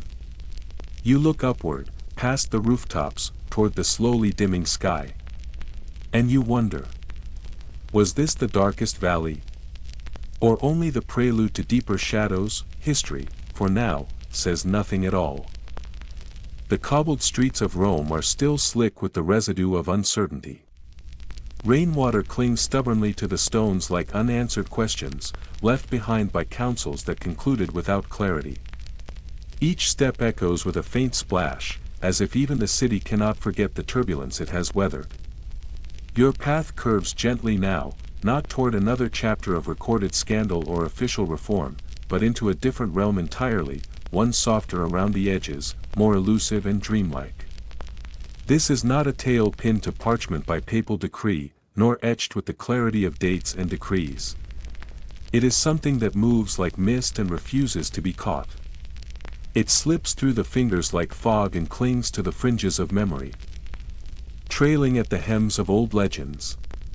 You are no longer tracing the legacy of power or policy. This time, you are following the ghost of a rumor. A shadow seated, if stories are to be believed, on the very throne of St. Peter. Her name is spoken in hushed tones, passed through centuries with awe, suspicion, and fascination. She is called Pope Joan. And if the legend is true, she was the only woman ever to sit upon the papal throne, secretly, spectacularly, and for a fleeting moment, definitively. A figure unclaimed by official history, yet unshaken in the popular imagination. As with all enduring myths, the tale of Joan has more than one beginning. Some versions place her story in the 9th century, others in the 11th. The dates fluctuate like ripples on water. The origin shifts from place to place. Some accounts say she was born in Mainz, others insist on Athens. The specifics blur, the names of eyewitnesses change with each telling, and the timeline folds in on itself like parchment creased too many times. And perhaps that is precisely what gives the story its longevity. It cannot be pinned down. Its contradictions become part of its strength. You are told she disguised herself early in life, presenting as a boy to gain access to education that was, by custom and by law, denied to women. Some say she was a prodigy, mastering Latin and Greek, plumbing the depths of theology before she had seen 20 winters. Others emphasize her charisma, her unwavering piety, her keen intellect, but all versions share one thread of consistency: she was clever, she was determined, and she succeeded. She took on a male identity, entered a monastery, and eventually joined the church hierarchy. It is said she began as a scribe, quietly copying holy texts with meticulous care. Then she rose to priesthood, her wisdom too radiant to ignore. Then, astonishingly, to cardinal. And then, in a moment of extraordinary belief or astonishing oversight, she was elected pope. No one questioned it. No one looked too closely. Or perhaps they did, but chose to look away. In either case, her identity remained concealed. You imagine yourself now walking slowly through a dimly lit scriptorium. The air smells of ink and wax. Monks move silently beneath vaulted ceilings, copying texts with the methodical rhythm of devotion. At one desk, a hand trembles slightly. The monk pauses. His eyes dart to the left and right. Then he resumes, and on the fresh page before him, he writes the name, Johannes Anglicus. The English Pope. A name written with care. Uttered with hesitation, and recorded like a secret too dangerous to erase. In this version of the legend, Joan lived behind Latin letters and clerical robes, invisible yet visible to those who dared to see, but all stories have a reveal. This one, famously, arrives in the form of a public collapse. The most lurid version of the tale describes a grand procession. The newly elected Pope, Joan, still in disguise, is riding ceremonially from St. Peter's Basilica to the Lateran. The streets are thick with spectators. Cardinals in crimson robes chant prayers. Incense smokes in the air. Choirs lift their voices to the heavens. Then, without warning, the procession falters. Joan collapses. She is in labor. There, in the heart of the eternal city, surrounded by clergy and song, she gives birth. Accounts diverge at this point. Some claim she died then and there, overcome by pain and shame, her body claimed by the chaos she had hidden from. Others suggest the crowd turned on her, hurling stones in a fury born of betrayal and fear. Still others claim she was not executed but exiled, quietly removed, sent to a convent where she lived out her days in silence and penance. The details blur again, forcing you to pause and ask the unanswerable: is it harder to believe that a woman became pope? Or that she remained undiscovered until the moment she gave birth in public. Either way, it seems improbable. And yet, for centuries, people believed, the story spread. Pilgrims who journeyed to Rome repeated whispers of a statue once erected to mark the very place where Joan gave birth. They gestured toward a narrow alley off the main road, which locals referred to as the Vicus Papici, the Lane of the Popus. Medieval tour guides, more theatrical than factual, recited the story with relish. They pointed to the place where the scandal had supposedly erupted into the open. Even stranger, some chroniclers insisted that the church had changed its rituals in response. For generations after, they said, each newly elected pope was required to sit upon a special marble chair, cold and white, with a hole cut into its seat. An official, usually a cleric, would check beneath the robes. Some claimed it was symbolic. Others swore it was quite literal. Verification, they insisted, had become part of coronation. It is almost too ridiculous to believe. And yet, it is precisely that absurdity that gives the tale its power. It is outrageous, scandalous, and unforgettable. It winds itself around the imagination and refuses to let go. It is the kind of story that folklore was made for. Today, most scholars reject the legend. They point out, quite rightly, that no record of Pope Joan exists in any official document, seal, or registry of the papal line. There is no mention of her in the histories written by contemporaries. The first full account does not appear until the 13th century, more than 400 years after she supposedly reigned. The story's first solidified version was penned by Martin of Opava, a Dominican friar whose chronicle became immensely popular. Once his account was written, it spread quickly, copied into manuscript after manuscript, devoured by an audience hungry for drama wrapped in theology. What began as a story became a tradition. What began as rumor began to look suspiciously like fact. Preachers repeated it in their sermons. Morality plays reenacted it with theatrical flair. Even scholars, educated and trained in logic, found themselves pausing for a moment to consider the possibility. Because it was not just a scandal, it was a fable too compelling to ignore, and so you ask yourself, if Joan never existed, why did her story survive? Why did so many people, across centuries and cultures, cling to the idea that she might have?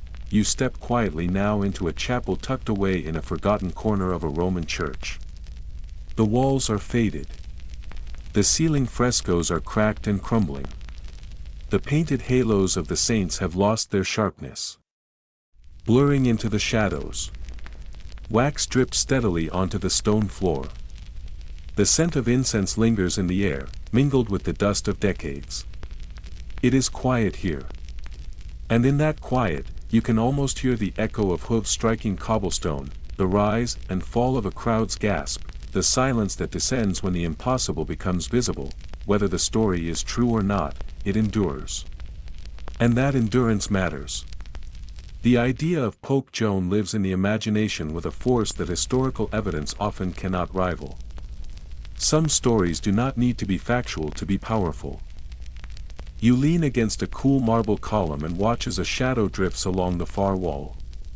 A nun, perhaps. Or maybe just the flicker of candlelight playing tricks. Either way, something passes. And as you stand there, it begins to make sense. Perhaps Pope Joan was never meant to be a literal figure. Perhaps she was a symbol from the beginning, a mirror held up to an institution defined by male authority, exposing its fears and its fractures. Perhaps she was a warning, or a wish. Or both. She might have been a joke told in secrecy, a fable passed between skeptics, or a tribute to the kind of brilliance the world did not know how to name when it came in the wrong body. Here is one last thing to carry with you as you leave. Inside the Vatican, rows of papal portraits line the halls. Bearded men in gilded frames, each labeled, each remembered. Joan's image is not among them. Her name does not appear. But in the narrow spaces between those frames, in the quiet gaps between history's official lines, she waits. The possibility of her is enough. The suggestion that she might have sat on that throne, even for a moment, alters the way we view all who did she exist? Most likely not, but did she matter? Undeniably. You leave behind the long shadows of that maybe real maybe not Popus and step, almost abruptly, into something far more documented, far more visible, and somehow no less jaw-dropping in its audacity. Tonight's path veers sharply away from the realm of whispered legends and imagined miracles. Instead, it leads you straight into the corridors of concrete power, dazzling privilege, and the unmistakable glitter of calculated favoritism. You are entering the era when nepotism did not hide in corners but stood tall, robed in silk and incense, flourishing under gilded ceilings. This was not merely a tolerated vice of the church. It was a fully developed strategy. A medieval pastime perfected during the Renaissance. Where spiritual authority intersected with family ambition, and the papal keys were used to unlock more than heaven's gates. Now, you find yourself inside the papal court of the men who saw no contradiction in transforming the church into a personal dynasty. And among those practitioners of familial empire building, none executed the game with more panache, boldness, and raw, operatic flair than the notorious Borgias. You are back in Rome, but it is a Rome transformed. This is not the fractured capital of exiled pontiffs or the ash-swept Rome of theological warfare. This is Renaissance Rome, a city rising in spectacle and style. It glows with the sheen of rediscovered antiquity, bustling with sculptors, scholars, merchants, and opportunists. The marble has been polished, the paint still wet on masterpieces, and gold glints from the edges of frescoes and coin purses alike. The streets echo not just with footsteps, but with the language of power, Latin prayers, Florentine whispers, Venetian bribes.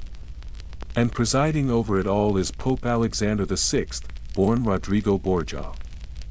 A man whose papacy plays like the script of a prestige television drama, filled with betrayal, seduction, conspiracy, ambition, and the constant, sonorous tolling of church bells above a city always hungry for more. He is elected in 1492, a year already brimming with historical significance. While ships set sail for the New World and empires begin to stir beyond Europe's edges, Rodrigo Borgia places the triple crown on his head and immediately sets to work. He wastes no time in deploying his greatest resource, his family. He begins, systematically and unapologetically, to raise them into the highest ranks of clerical and secular authority. His son Cesare becomes a cardinal by the age of 18. A promotion so blatant it reads more like an inheritance than an appointment. His nephew is next. Then his cousin. Then another cousin. The College of Cardinals, theoretically the pinnacle of ecclesiastical gravitas, starts to resemble a family reunion with vestments. Surnames repeat. Alliances are inked not just on parchment but in blood. You peer now into the sumptuous court where rich velvet cascades from arching windows, where candelabras spill golden light across carved stone, and where servants glide like shadows. The air is thick with perfume and the scent of politics. Conversation is a delicate art of performance. Every word is calculated. Every compliment a transaction. This is not a realm where piety rises through humility.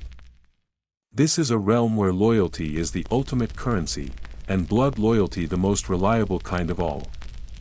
And if your son happens to be not only a cleric but also a commander, a strategist, a diplomat, and an occasional executioner, so much the better, but the Borgia papacy does not restrict itself to the cloisters of ecclesiastical influence. It reaches into the political map of Italy and redraws it with astonishing boldness. Rodrigo does not merely crown Cesare as cardinal. He also names him commander of the papal armies, granting him both sacred robes and a sword. When Cesare later sheds his clerical title to pursue warfare more directly, his father obliges without hesitation. The Church's blessing follows him into battle. He marches into Italy's noble territories, not as a priest of peace but as a conqueror in armor. He captures cities. He breaks alliances. He installs governors loyal to the Borgia name. Territories fall, not to divine mercy, but to the son of the Pope with a gift for military precision and merciless efficiency. Some historians suggest that Rodrigo's actions were shrewd, meant to strengthen papal power and bring order to a fragmented peninsula. Others argue that his motives were deeply personal, aimed at establishing the Borgia brand across every scroll, every chapel, every throne that could be reached. Either way, the result is the same, a papacy that no longer resembles a religious ministry, but a centralized empire dressed in clerical robes. Chalices gleam on altars, but beside them lie unsheathed daggers. The scent of myrrh and frankincense lingers, but it does not quite cover the musk of ambition and blood. And then there is Lucrezia, the daughter, cast like a bishop across the board of Italy's noble houses. Her life is orchestrated with strategic brilliance and disquieting coldness. She is engaged, married, annulled, and remarried, all in service of diplomacy and power. Was she a pawn? Was she a player? Or was she both at once? Her name, like her life, becomes a source of intrigue and speculation. Whispers of incest, poisoned rings, hidden tunnels, and mysterious deaths follow her like perfume clinging to lace. Some of it is surely fiction. Some, unsettlingly, is not. You step now into the grand banquet hall. Candlelight flickers against frescoed ceilings. The air is warm with roasted meats, spiced wines, and laughter that sounds a little too sharp to be carefree.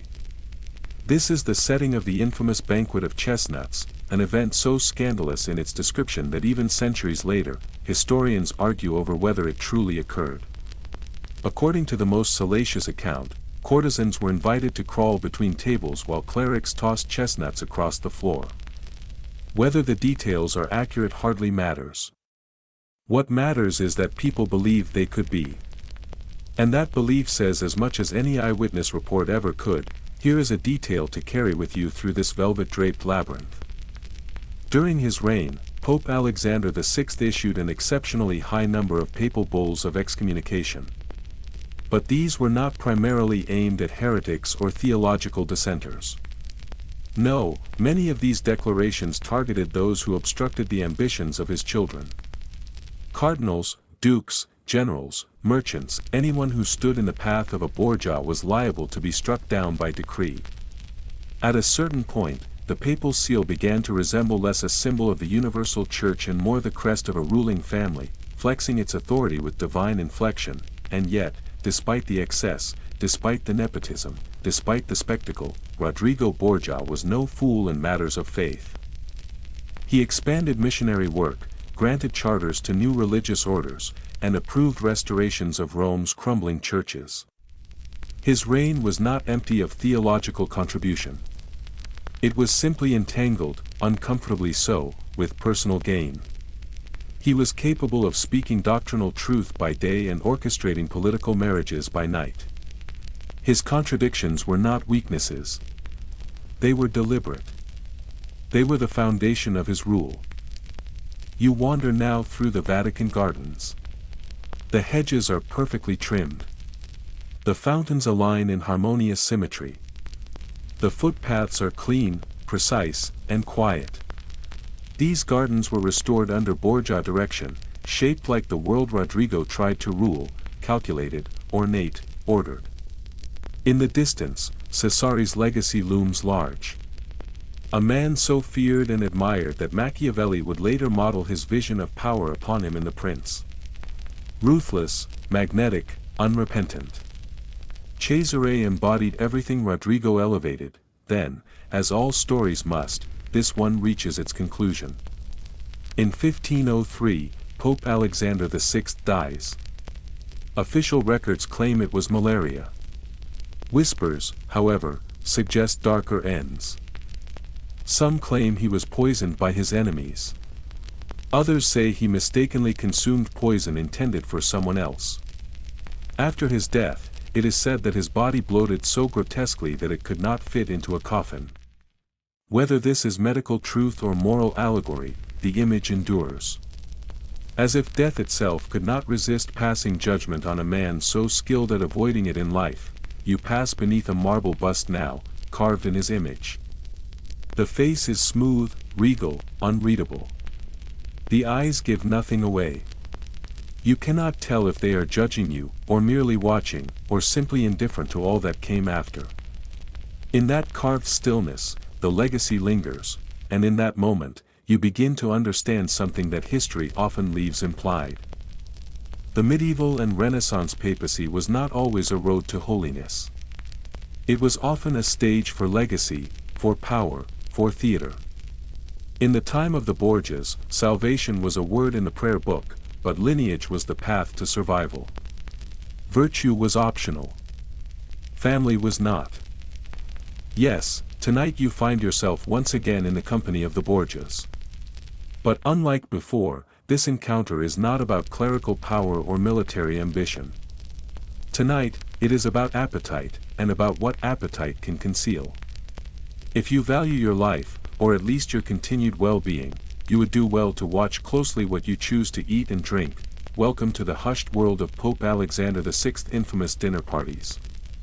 These were gatherings as renowned for their elegance as they were feared for their implications. Half celebration and half strategic performance, these suppers shimmered on the surface but often carried a dark undercurrent. Beneath the music and polished manners, stories swirl like smoke from extinguished candles. Tales of sudden illnesses, silent exits, and goblets that left only one person standing.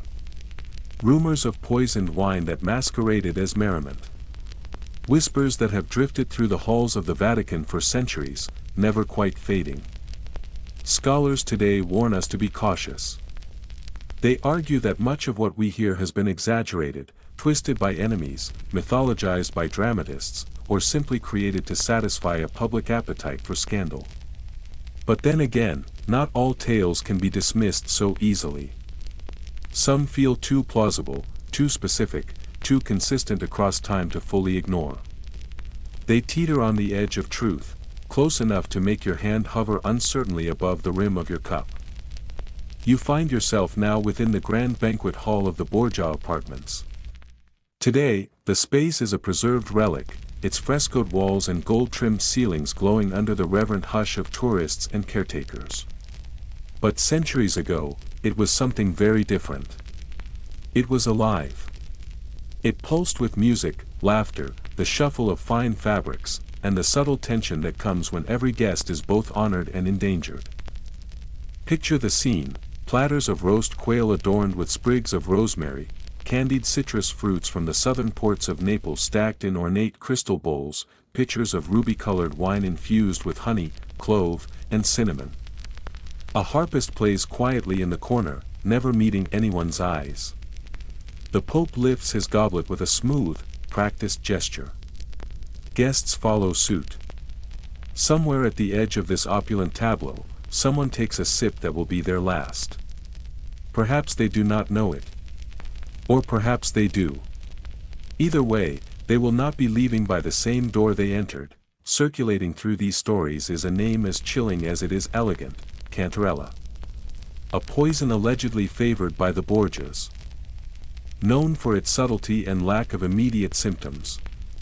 According to whispered lore, it moved silently through the bloodstream, leaving no trace save for a gradual weakening, a stilling, a final breath. Some said it was folded into wine. Others claimed it was slipped into pastries, the kind that dissolve on the tongue without protest. Still others swore it was delivered from secret compartments in jeweled rings or concealed beneath the fingernails of loyal servants. Whether administered by Cesare Borgia himself or by one of his many attentive aides, the result remained chillingly consistent: first silence, then death. You lean back in your seat. Your hands rest, motionless, in your lap. Your goblet remains untouched. The music continues, soft and unbroken, but your focus has shifted. Every cough becomes a warning. Every change in breathing, every shift in tone or tempo, makes your nerves tighten. You begin to wonder how many guests once sat in this room just as you are, asking the same silent question: was the invitation a privilege or a sentence? Modern historians still argue over whether cantarella ever truly existed. Some suggest it was merely a poetic euphemism for arsenic, belladonna, or some other natural toxin of the age. Others maintain it never existed at all, created solely to personify the quiet danger that clung to the Borgia name. And then there are those who argue it was real, but rare, used not indiscriminately but with surgical intent. A tool reserved for those who posed an immediate threat, who held land or power that could not be acquired by negotiation. For these select individuals, a feast was arranged. The menu chosen. The wine poured. The problem solved. One such tale still bubbles to the surface, delicate and glistening. The case of Cardinal Orsini, a rival nobleman and persistent thorn in the side of Borgia ambition. He attended a feast. He was seen enjoying himself, speaking with ease, raising his cup more than once. Days later, he was dead. The official cause was illness. The unofficial explanation was something far more deliberate. Not long after, the papal court absorbed his lands. The timing was convenient. The outcome, profitable. You look now to the dessert tray, piled high with sugared almonds and jewel-colored fruits, and you wonder, as others surely did, is sweetness ever just sweetness? There is another tale, one more tragic, or perhaps more poetic, depending on your perspective. The story of how, on one fateful evening, Cesare Borgia made a mistake. Perhaps he was careless. Perhaps he was betrayed. Or perhaps he misjudged the moment. Regardless of the cause, the rumor endures that on this particular night, the poison was placed into the wrong cup. Pope Alexander VI himself drank from it. His body collapsed, twisted in agony. His face contorted. His robes stained with the marks of a violent end. Some say his body swelled grotesquely in death, to the point that no coffin could contain him. Cesare, they say, also fell ill but survived. Whether the story is true or the creation of a dramatist's pen, it endures. It has persisted through centuries not because it is confirmed, but because it feels possible. What remains undeniable is the atmosphere these stories left behind. The Vatican, sacred and solemn on the surface, became something closer to a theater. Meals ceased to be acts of simple hospitality. They became performances, and every guest an actor who might not make it to the final curtain. Declining an invitation from the Pope was suspicious. But accepting meant entering a room where survival was never guaranteed. Guests studied the papal hand, watched for the tilt of his goblet, waited for his lips to part and swallow before risking their own. And even then, some watched the way he breathed. Lift your gaze now. The ceilings shimmer above you, painted with scenes of heavenly choirs, their hands raised in perpetual adoration. These were the creations of artists like Pinturicchio and Raphael, men whose brushstrokes helped define the Renaissance. Their beauty endured, but their silence endured longer. They knew which truths to tell in pigment, and which to leave unsaid. In the Borgia court, even the walls had ears, and art, while divine, was never immune to fear. Here is your oddly specific detail to pocket before you leave, even after Pope Alexander's death. The kitchens of the Vatican operated under strict regulations. Food tasters were assigned to every dish, every jug of wine. A surviving document from 1505 reveals that one such taster petitioned for increased pay, citing the uncommon hazards of his profession. He also requested that all wine bottles be opened only in his presence, presumably so that he could witness their purity. It was a reasonable request. Perhaps even a life-saving one. The effects of these poisoned banquets extended far beyond the dining chamber. Ambassadors began to decline evening invitations, citing fictitious fevers or sudden headaches. Cardinals sent trusted aides to represent them. Dinner parties grew quieter. The conversation dulled, not from boredom, but from apprehension. The table had lost its trust. The goblet, once a symbol of community and sacred communion, became a question mark. you step now into the quieter corridors of the Vatican Library. The cool stone beneath your feet feels solid again, untouched by theater. You pause beside a shelf lined with yellowed letters, tied in faded ribbon. One, unsigned, catches your eye. Written in looping Latin script. It contains only a single line. Translated, it reads, "I would rather face my enemies in the Senate than my friends at the supper table of His Holiness." You sit, not because you are tired, and not because you are hungry, but because something in your chest turns. A heaviness that has nothing to do with food. A quiet understanding that within these walls, meals were never just meals. Here, in the very heart of Christian faith, the table could be altar or battlefield. A place where blessings were given, and where silence could mean survival, because in the court of the Borgias, the most pressing question was never what was being served. It was who would live to remember it. You step out of the dim, candlelit corridors where poison dripped softly through goblets and enter something altogether different. Something brighter, louder, grander. But this brightness is not the radiance of revelation, not the glow of sanctity or celestial vision. It is a blinding of another kind entirely. This is spectacle. This is shine. This is the kind of brilliance that erupts when sunlight strikes marble veined with gold and scatters across halls lined with silk in every imaginable shade. The Rome you now find yourself in is no longer wrapped in whispered intrigue or cloaked in secret threat. It is ablaze. Rome has entered the full, fiery bloom of the Renaissance. And the papacy? It has not only joined the show. It has taken center stage. It has become dazzling. It has become excessive. It has become a performance so grand, so thoroughly committed to ornament and opulence, that subtlety has long since packed its bags and fled the city in shame. This is the reign of Pope Leo X, Medici by blood, spectacle by temperament, and showman by divine right. And tonight, you are not arriving as a modest pilgrim seeking blessings. Nor are you a scholar chasing dusty truths. No, tonight you are an honored guest. A name on the guest list of a festival so lavish, so saturated with indulgence and abundance, that reality itself feels stretched thin around the edges. It is a celebration funded directly from the sacred coffers of the Church. A celebration that spares no coin, no luxury, no absurdity. A celebration that sees no contradiction between grandeur and gospel. Leo X was not a pope of military campaigns or tense confrontations with kings. He did not duel monarchs with papal decrees or take to the forest to tame metaphoric beasts. His tools were different. His weapons were coins and cloth, pigments and perfume. If Pope Alexander VI could be imagined as Rome's ecclesiastical godfather, then Leo X was its master of ceremonies.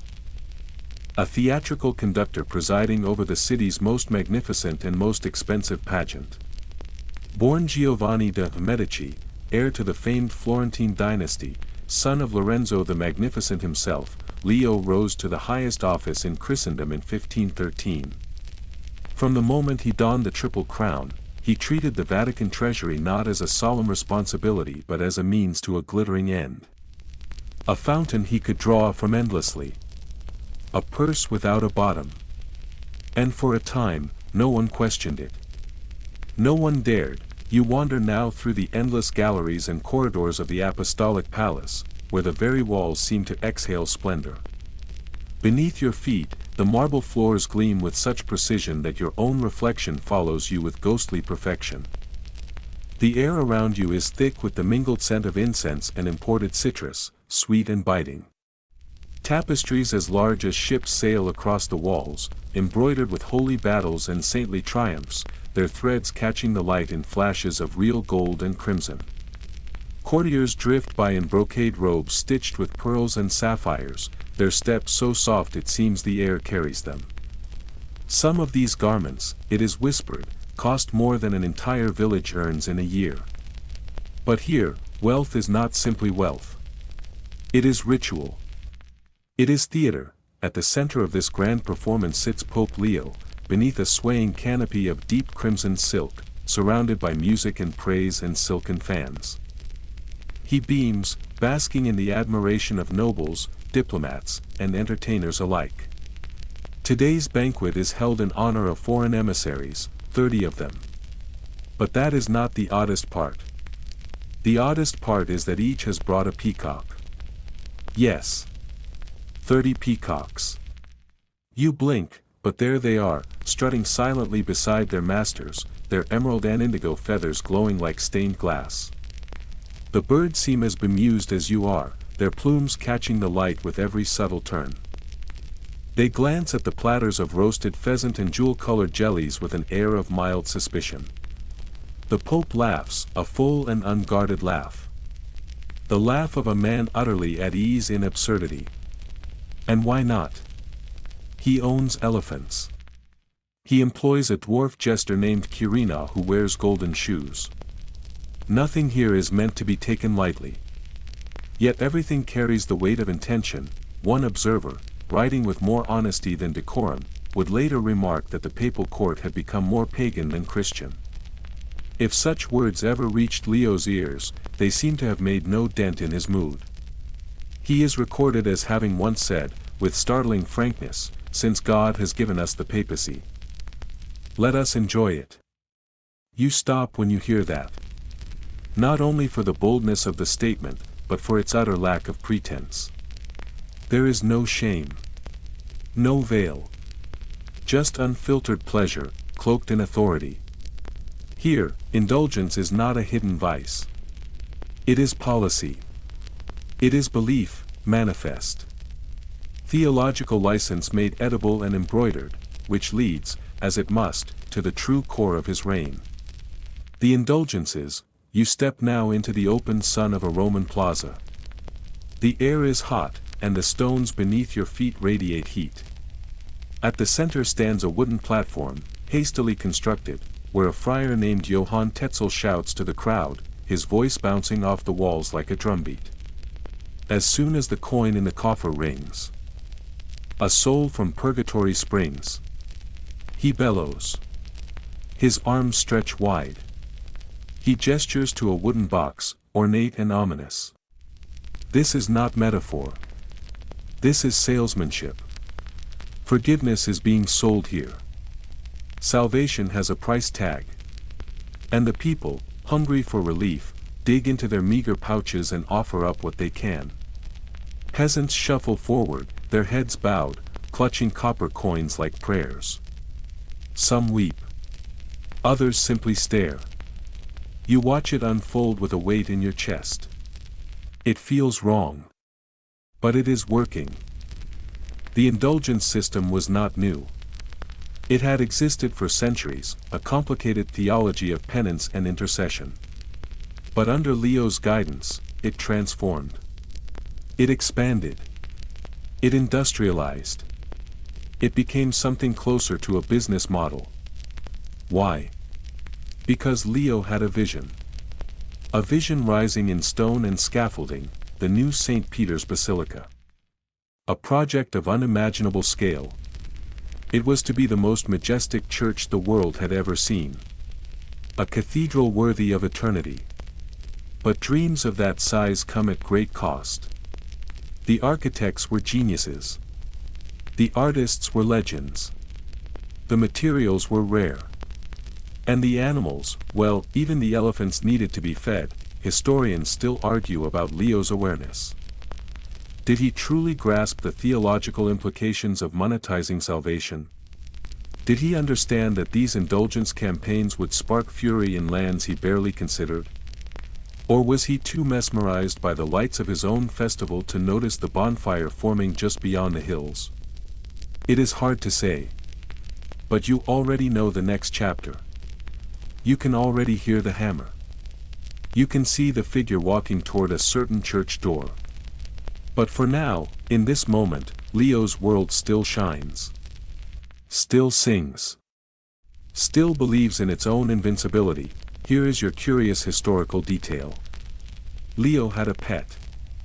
Not just any pet, but a white elephant named Hanno, a gift from the King of Portugal. The animal lived in a specially built pavilion near the Vatican and had his own keeper. He was paraded through the streets on special occasions, painted in ceremonial colors, perfumed with rare oils, and adored by the masses. When Hanno died, of indigestion, it is said, from too much gold-laced medicine, Leo reportedly wept publicly. The man who rarely blinked at death, who scarcely hesitated before draining another coffer, was undone by the death of a beloved animal. Even in that moment, the theatrical remained. Back inside the palace, the celebration continues. Musicians pluck and strum from shadowed corners.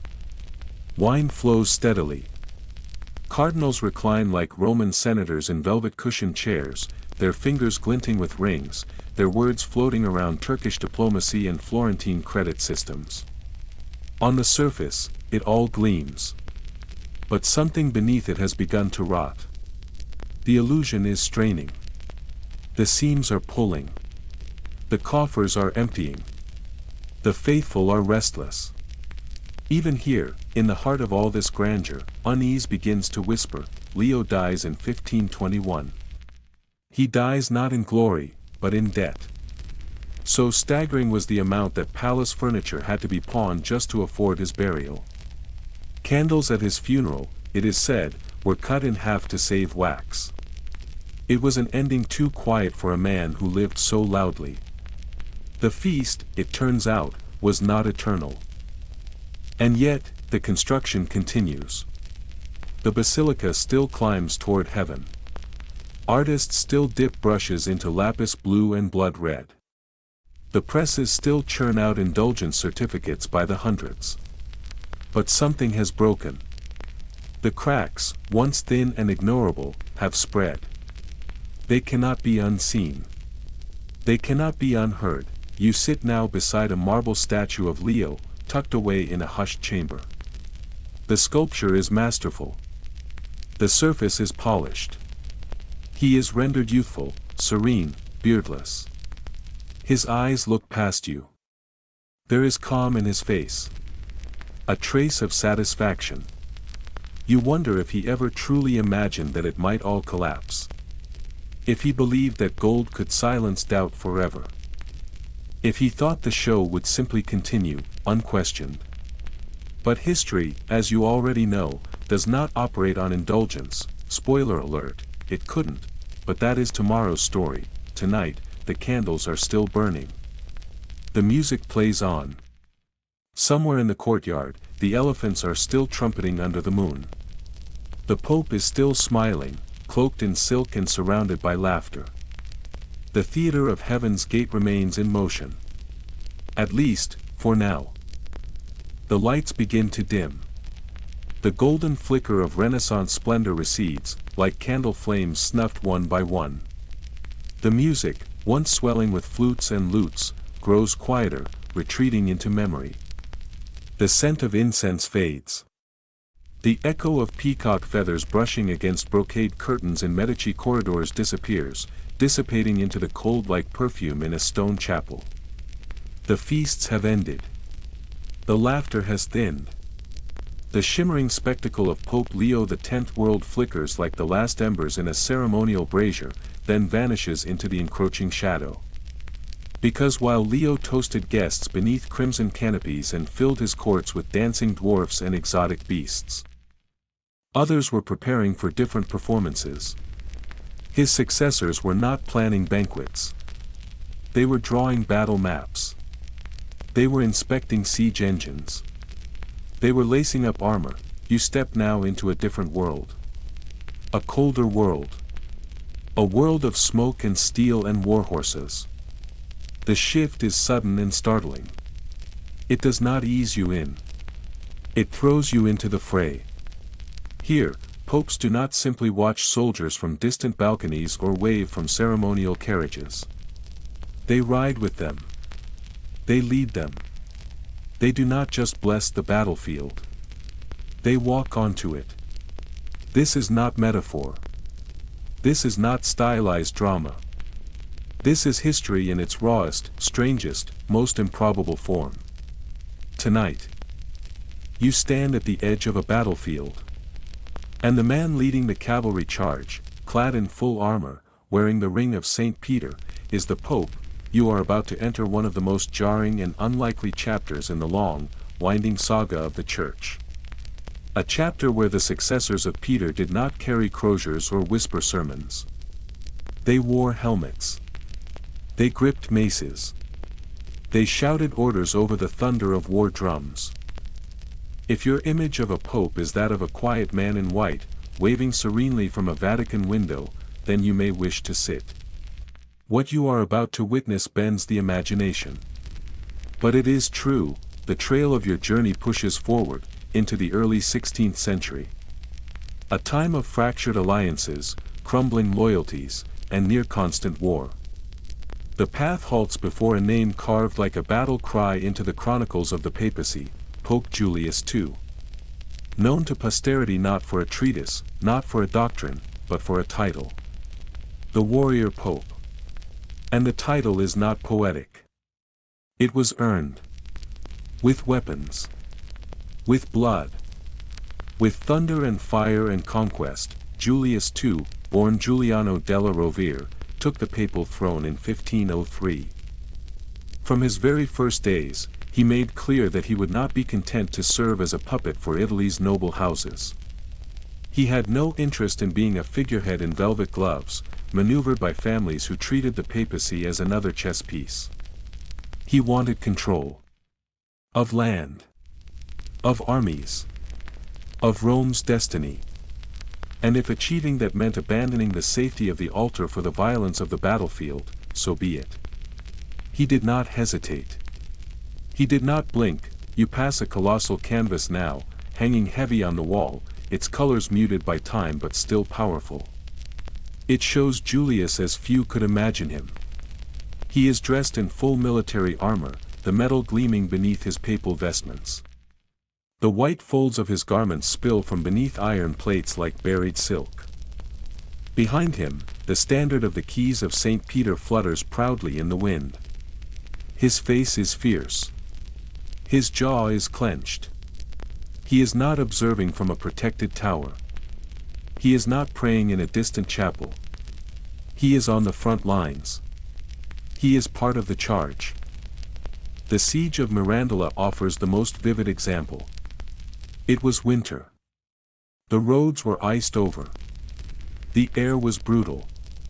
Julius was already deep into his 60s, well past the age most men would retire to contemplation. But he insisted on leading the campaign himself. The city gates were locked. So he demanded a ladder. Not for others. For himself. And up he went, climbing the icy battlements, entering the fortress beside his men. If you are picturing an elderly pope in a suit of armor, his breath rising in clouds, shouting orders while cannon fire echoes off frozen walls, then you are picturing history exactly as it happened. Julius did not invent papal warfare. He simply practiced it with unprecedented boldness. Under his command, the papal states expanded with purpose. He did not shy away from military confrontation. He waged campaigns against defiant Italian cities, against French invaders, and even against cardinals who dared to question his authority. The papacy, once envisioned as a beacon of peace and spiritual guidance, began to look uncomfortably like a well-armed state. Its borders patrolled. Its treasury feeding war. Scholars still argue over his legacy. Some see a necessary figure. A strong hand that kept the church from fragmenting entirely. Others see a dangerous man, one who nearly ruined the institution through ambition disguised as necessity. Whichever judgment holds more weight. One fact remains clear: Julius transformed the papal image. The shepherd of souls became, in his hands, a battlefield commander. He was less a pastor and more a general. A man who did not whisper prayers at the rear but galloped at the front of the cavalry. He was not an isolated case. History offers earlier glimpses of martial popes. Boniface VIII, for example, wore armor on occasion, although his swordplay leaned more toward performance than practical use. He flourished steel for show, while hired mercenaries did the real work.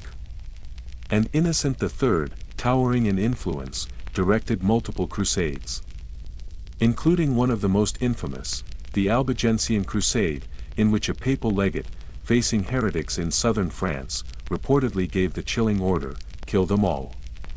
God will know his own." That sentence has echoed through centuries, staining history with its brutality. You find yourself now in the heart of the Vatican armory. The air is hushed. Cooler here, heavy with stillness. Stone walls rise high around you.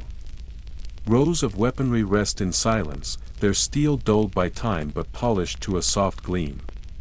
There are racks of crossbows and halberds.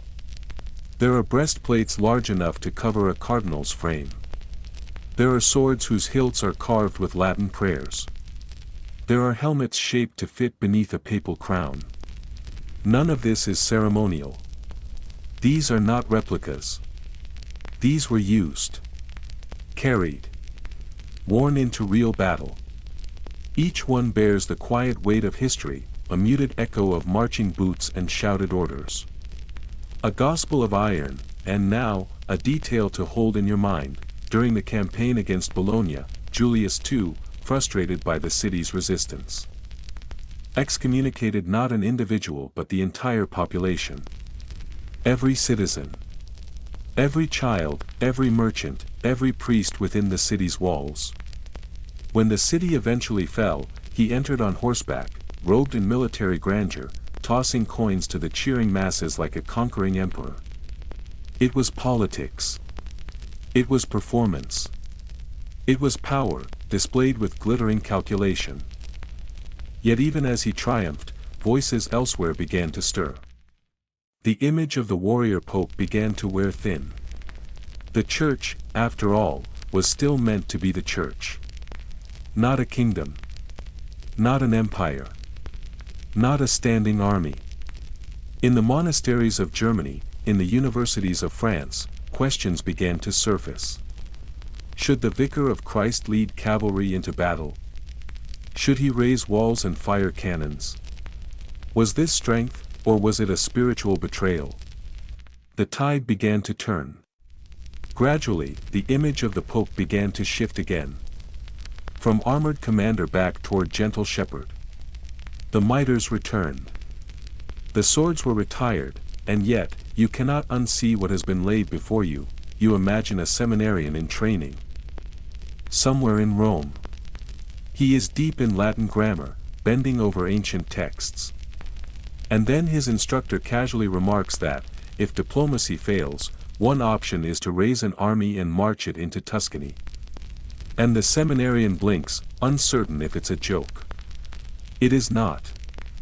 For a time, it was very real. You step out of the armory at last. The heavy door closes behind you with a resonant groan. Outside, the moon casts long shadows across the stone steps.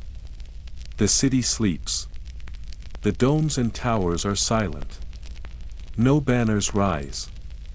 No war horns sound. No siege ladders scrape against stone. It is quiet now. It is still, but the wind shifts. You pause. And in the breeze that brushes your face, you swear you hear it. The soft rhythm of distant hoofbeats, faint and steady, carried on the air like a forgotten drumbeat. Echoes from a stranger time. A time not so long ago, a time when popes did not only pray for peace, they went to war to carve it. The scent of gunpowder lingers only faintly now, clinging to your robes like a persistent shadow, trailing behind you as the echoes of marching boots dissolve into the silence of memory. The thunder of papal armies, the clash of steel on fortress walls, and the cries of pontiffs in armor fade away, vanishing like morning mist against sunlit stone. But you should not exhale just yet. What awaits is no less revealing. This next chapter may not recount a battlefield, but it is, in its own hushed and tangled way, a war. Not a war of conquest or crusade, but of secrets whispered behind brocade curtains and of seductions exchanged beneath candlelit ceilings. Here, the armor is replaced with linen. The weapon is not the sword, but proximity. The battlefield is the bedchamber. You are walking now into the dim corridors of the church's most private histories. This is not the echoing grandeur of basilicas or the high drama of public scandal. There are no banners here, no trumpets, no clash of ideologies. There is only the flickering glow of candles reflecting off marble floors and the heavy hush of forbidden familiarity. Welcome to the quieter, murkier scandal of celibacy breached and secrets preserved in bloodlines. This is the long, twisting, and deeply human story of popes who did not always treat the vow of chastity as an immutable commandment, but rather as a suggestion to be interpreted. This is not loud scandal, but it echoes. It lingers in shadows and footnotes, in ledgers and portraits, in euphemisms and unspoken acknowledgments. Tonight's path leads you through alleys of rumor, through baptismal registries that raise more questions than answers, through papal bulls drafted with curious omissions. It leads you to the single word that gave many papal families permission to exist within the rules. That word was nephew. You step into a room that feels more like a private portrait gallery than a sacred shrine. The walls are lined with oil paintings and gilded frames. The faces that stare back at you are solemn, handsome, dignified. Men in ecclesiastical robes. Boys with alert, noble eyes. Women with graceful features, draped in silks that shimmer under age-worn varnish. Official records may list them as aides, relatives, or patrons. But the truth clings to these images like scent to incense. These are not anonymous figures. These are family. And many of the children immortalized in these frames were recorded not as sons or daughters, but as nephews. Yet in Rome, everyone knew what that word really meant. Your gaze comes to rest on a painting of Pope Paul III. His features are sharp, his expression composed and unapologetic. He does not look like a man who needed to hide. And in truth, he did not try. Paul III made no attempt to veil the existence of his children. He acknowledged them openly, especially his son Pier Luigi Farnese, who received the title of Duke of Parma. This was no minor appointment. It was a throne. And the funds to support it came, at least in part, from the church. This was not the story of an indiscretion swept quietly under the rug. This was dynasty, announced and endorsed. Because nothing underscores a lifelong vow of celibacy quite like founding a noble house with papal blessings and ecclesiastical coin. And Paul III was not an anomaly. He was one of many. The Farnese family was only one branch in a forest of papal lineages. The Borgias, the Medici, the Della Rovere, all produced children who were not simply acknowledged but elevated.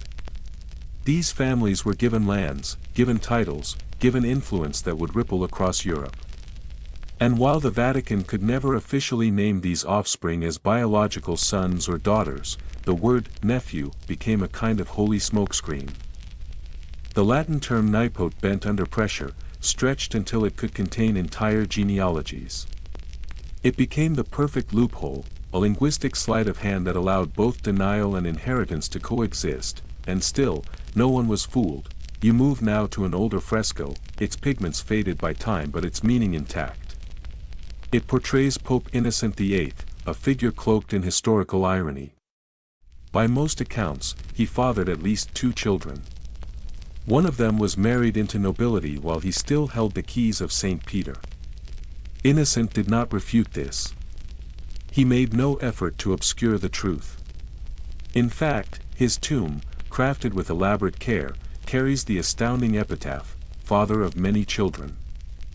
A line that would raise eyebrows on any Christian tombstone, but especially on the resting place of a pope, and then, as if history could not help itself, Alexander VI steps forward again.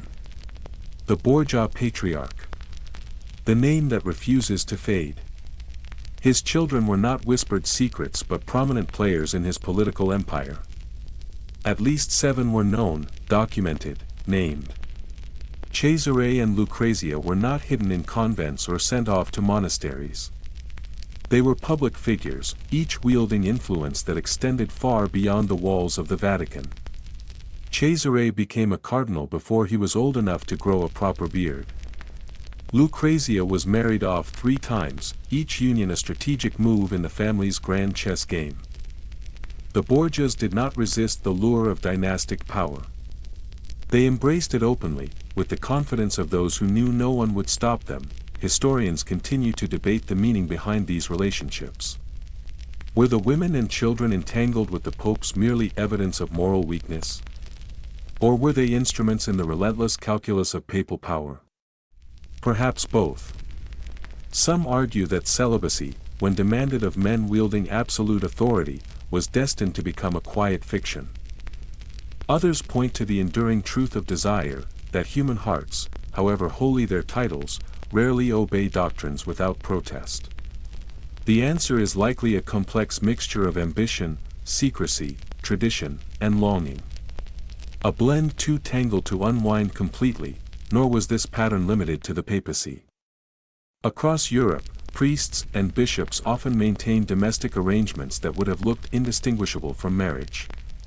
Some had partners who lived with them openly. Others raised children whose baptisms were attended by entire parishes. The lower clergy sometimes paid a price for these choices: excommunication, reassignment, disgrace.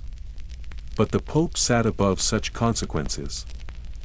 He had scribes to shape the narrative. He had archivists to soften the edges. He had the luxury of discretion. You pause beside a narrow chapel tucked into the Lateran Palace, a space half forgotten, its frescoes dimmed and tapestries worn thin. It is said that one pope's mistress had her own pew here. Her name never recorded. Her presence never acknowledged. But if you lean close, just beneath the candle soot and dust, you can make out a family crest carved discreetly into the wood. A sigil whose initials were never fully explained. A trace of someone who was not meant to be remembered, but who could not be erased. And what of love? Were these relationships merely political arrangements? Were the children the products of convenience? Not affection? Perhaps. But not always. Some popes left behind letters, handwritten and private, their ink faded but their meaning unambiguous. You read one now. A short passage buried among papal correspondence: "You are the light in my cell. Even though I am supposed to have none." These are not the words of lust, but of yearning. Of tenderness. The kind of voice that slips out when the weight of the role momentarily gives way to the gravity of the heart. Of course, not all popes failed. Many remained faithful to their vows. Some lived in quiet austerity, their lives marked by discipline and prayer. Others had no time for romance. They were too consumed by councils, by theology, by wars of doctrine and diplomacy. But those who did stray left behind traces. Sometimes faint, sometimes flamboyant. Baptismal ledgers with oddly powerful sponsors. Inheritance decrees drafted in secrecy. Portraits whose labels told one story, while their eyes told another. You return at last to the open Roman night. The breeze lifts the hem of your robe. Above you, the papal apartments loom, their windows dark, their walls silent. They were designed for solitude. For meditation. For communion with God. But you cannot help but wonder how many footsteps echoed through those chambers. How many whispered names were never entered into any record. How many nights ended in soft farewells and closed doors. It would be easy, from the safety of the present, to laugh at it all. Or to judge. But here, among the shadows and the centuries, what you feel instead is something more complex. A quiet recognition. Not approval. Not condemnation. Just a human understanding. A timeless tension, stretching between power and desire, between duty and emotion, between the laws of heaven and the hungers of flesh, because even here, in the most sacred seat in all Christendom, not every vow could silence the oldest longing of all. The longing for love. For touch. For legacy, and so, you walk on. Past portraits labeled nephew.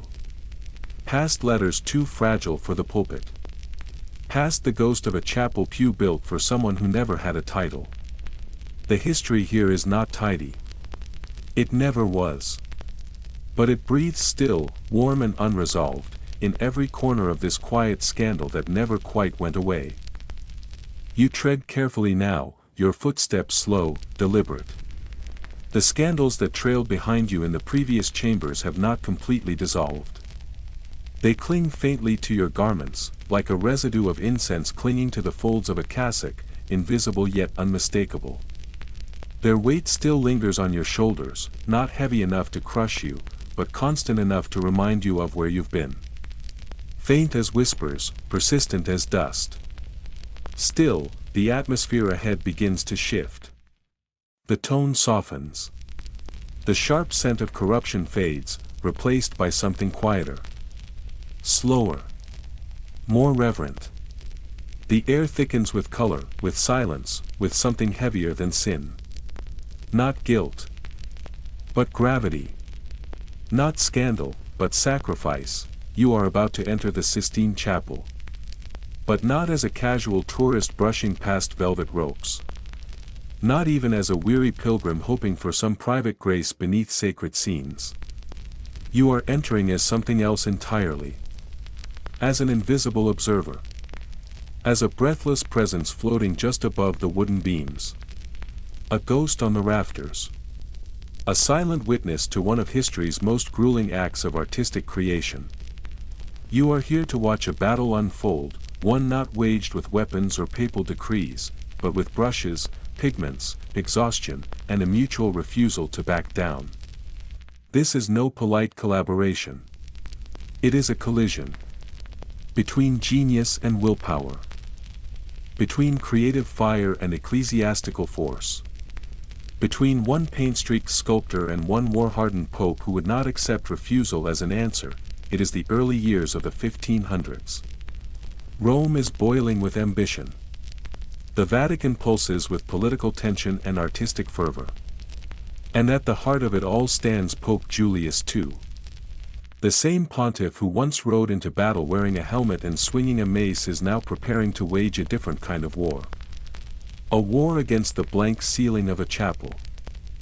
He commissions Michelangelo Buonarroti, a young Florentine already lauded for sculpting the monumental David, to cover the ceiling of the Sistine Chapel with something worthy of God and glory. Michelangelo, renowned for marble, not paint, hears the request with disbelief. His answer is swift, and his words unfiltered. I am a sculptor, he insists. Not a painter. Julius listens. Then he discards the objection entirely. He is not a man interested in artistic boundaries or personal hesitations. He does not offer persuasion or flattery. He simply commands. Michelangelo is ordered up the scaffolding. There is no room for argument. The Pope has spoken, and the artist is to obey. Whether he likes it or not. Thus begins a project that will stretch not for weeks, not for months, but for years. For years of torment and transformation. For years that will twist Michelangelo's spine and spirit, pushing his limits beyond what he imagined possible, both physically and mentally. You drift now just beneath the early scaffolding, a skeleton of timber struts and planks reaching toward the heavens. The scent in the air is sharp and strange. A mix of wet plaster, crushed minerals, and the oily tang of sweat. There is no bustling workshop. No chorus of young apprentices running errands and grinding pigments. Michelangelo does not trust others to interfere. He works almost entirely alone, perched like a reluctant monk in a skyward cell. His sleeves are permanently stained. His body aches. His boots are worn through. His feet blistered from balancing on the narrow boards for days at a time. He barely eats. He hardly sleeps. Sometimes he lies down on the scaffolding itself, curled against a pile of damp rags. He does not bathe. His skin becomes a canvas of its own, streaked with dust and color. Drops of ochre and umber collect in his beard like pigment falling through the clouds. He mutters as he works, sometimes in prayer, sometimes in fury.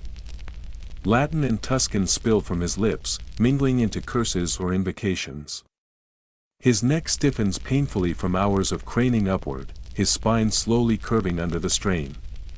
His world becomes inverted. He lives with his eyes to the heavens, and yet all he sees is unfinished work, and still, Pope Julius is unsatisfied. He wants progress. He wants magnificence. He wants the ceiling to roar. On more than one occasion, he climbs the scaffolding himself, his papal robes billowing, his voice echoing like thunder across the beams. He shouts.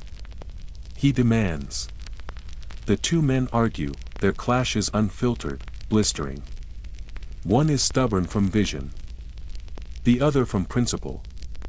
At one point, Michelangelo storms out altogether, vowing never to return. But the Pope sends guards. He threatens. He pleads. He cajoles. Eventually, Michelangelo comes back. Not because he is convinced, but because the ceiling has taken root in his mind. The vision has wrapped its fingers around his resolve. The work must be done. Even if it breaks him, you lift your gaze now, slowly, the way every visitor has done for the last 5 centuries. The ceiling has become a cosmos. A painted firmament. A theater of theology. The creation of Adam stretches above you, that breathless instant just before their fingers meet. The deluge churns nearby, with bodies writhing in desperate water. The sibyls and prophets sit heavy with mystery, their faces sagging with tired wisdom. Each muscular limb. Each swirling robe. Each divine gesture. All of it seems infused with Michelangelo's fatigue. With his brilliance. With his wrath and his reverence. No wonder he once referred to the chapel as a prison. And there is still debate, centuries later, about how the scenes were chosen. Did Julius dictate them? Did Michelangelo invent them? Was it collaboration, or contest? Likely both. Julius understood art as more than ornament. He saw it as power. As a statement. The Sistine Chapel was not simply a sanctuary. It was a message painted in plaster and oil. It was papal might, divine legitimacy, and theological authority rolled into a single ceiling, and here is your peculiar detail, the one that makes this tale even more human. Amid the labor, amid the aching joints and sleepless nights, Michelangelo composed poetry. Cramped verses scrawled on scraps of paper. Bitter and beautiful. He wrote of his body warped and bent. Of paint dripping endlessly into his upturned eyes, of his beard transformed into a second brush. In one line, he compared himself to a twisted Syrian bow, pulled taut by invisible hands. It is the sound of genius under siege. You walk now beneath the finished ceiling, though finished is a word that hardly contains the sacrifice. For years. For long years of grinding pigment, of hammering boards, of grinding teeth. Of shouting, of silence, of sweat. And when the veil was finally lifted in 1512, and the frescoes revealed, the world paused. Cardinals fell still. The air held its breath. Even Pope Julius, never known for restraint, was wordless. He stood beneath the painted heavens and wept. Then, of course, he broke the silence. He turned to Michelangelo and asked when he could begin work on his tomb. That tomb, as fate would have it, was never completed as planned. Wars erupted. Budgets disappeared. The Pope died. The grand design was cut down, scaled back, reshuffled. What remains today rests in the quiet shadows of San Pietro in Vincoli. It is guarded by a single colossal Moses. Carved in marble. Brooding. His muscles tense. His expression unreadable. Not the magnificent monument Julius once envisioned. But perhaps, in its unflinching strength, a truer reflection of the man who dreamed it. You are seated now on a low stone bench, positioned near the far wall of the chapel. Around you, the air hums with reverence. The candlelight flickers gently across painted limbs and swirling garments. The colors, even after 500 years, still dance. And as you sit there, spine curled, neck tilted, eyes lifted, you begin to understand. The Sistine Chapel is not simply a masterpiece. It is a monument to endurance. It is a conversation between will and suffering. It is sacred vision forged through human exhaustion.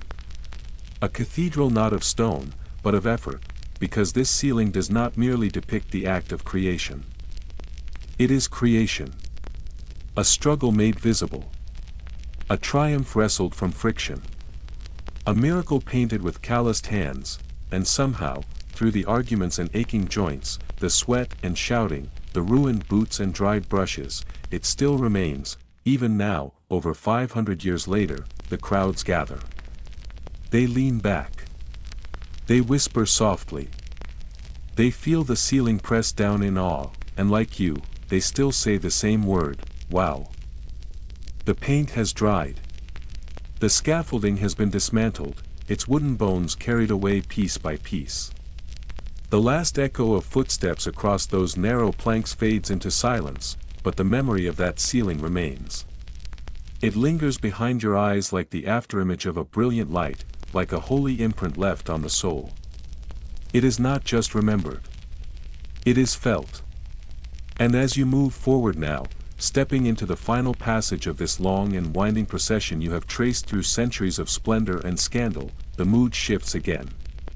There is a change in the air, subtle but unmistakable. It feels like an ending. Not a sudden collapse, not a dramatic fall, but a slow unraveling. A loosening of threads once tightly bound. The grandeur of the Renaissance, once blinding in its brightness, begins to flicker. Its golden glow dims at the edges, ahead, the horizon crackles. You sense the first dry heat of something new, something unforgiving. The fires of the Reformation have not yet engulfed the world, but they have begun to smolder. You can feel the tension in the air, thick as the scent of burning parchment, brittle as paper grown old and dry.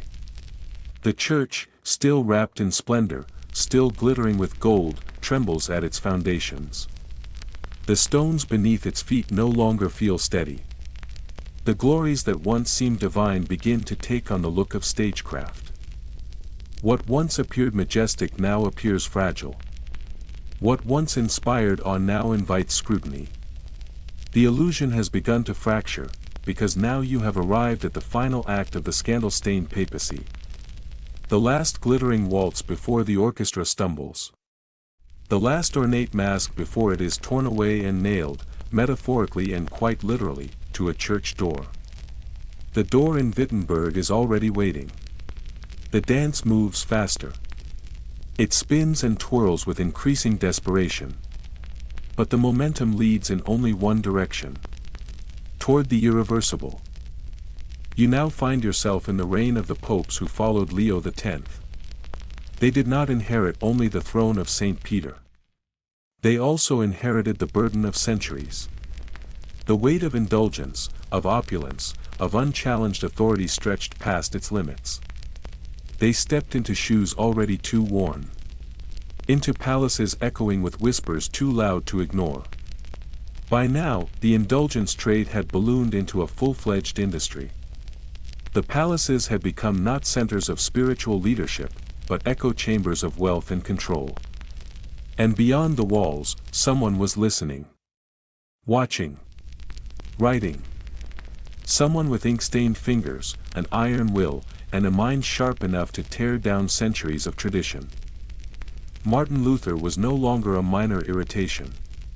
He had become the crack that refused to seal. You step softly into the private chambers of Pope Clement VII. He is a Medici by blood, cousin to Leo X, and the unfortunate recipient of a church rapidly losing control of its own story. Clement was not without intelligence. He was not without diligence. He tried to rule with care. He wrote letters. He summoned councils. He formed alliances, made plans, and reworked them endlessly. But when the moment called for decisive action, he faltered. He hesitated. He stalled. The world around him was already in motion, already slipping away. Germany had shattered. England teetered on the edge. France watched closely, weighing advantage. And Clement? Clement was still arranging court musicians. Still planning banquets. Still balancing on a tightrope whose center had already vanished. Then it all collapsed in 1527, you now stand in the long shadow of that ruin. The sack of Rome. Not metaphor, not allegory, but a violent, brutal fact. Imperial troops, some unpaid, others feral with hunger, descended upon the eternal city with fire and rage. Churches were desecrated. Sacred frescoes were smeared with mud and blood. Priests were hacked down in sanctuaries. Nuns were dragged from their cloisters. Wealth, gathered slowly across generations, was swept away in a matter of days. And Pope Clement himself? He fled. Through a secret passage, a narrow corridor hidden behind palace walls, he escaped to the fortress of Castel Sant'Angelo. There he remained, effectively imprisoned in his own city, watching as smoke curled into the sky. For many, this was divine justice. Retribution for centuries of excess and arrogance. For others, it was the collapse of political order. But no one, not even the most loyal defender, could pretend that something sacred had not shattered. The illusion of invincibility had been torn apart. The papacy had bled, not metaphorically, but literally, in the streets of Rome. Still, not all was lost. Renaissance habits proved stubborn. They lingered. You move now into the study of Pope Paul III. A name that feels familiar. A figure poised between eras. Paul was shrewd. Sharper than many of his predecessors. He understood what was at stake. He saw that the church could no longer rely solely on domes and choirs to defend itself. He recognized that reform, real reform, was not only necessary, but urgent. He convened the Council of Trent, a gathering unlike any before it. A theological summit meant to reassert order, to define doctrine before others did it in the church's place. He meant business, and yet, even as he championed spiritual renewal, Paul remained a man of his time.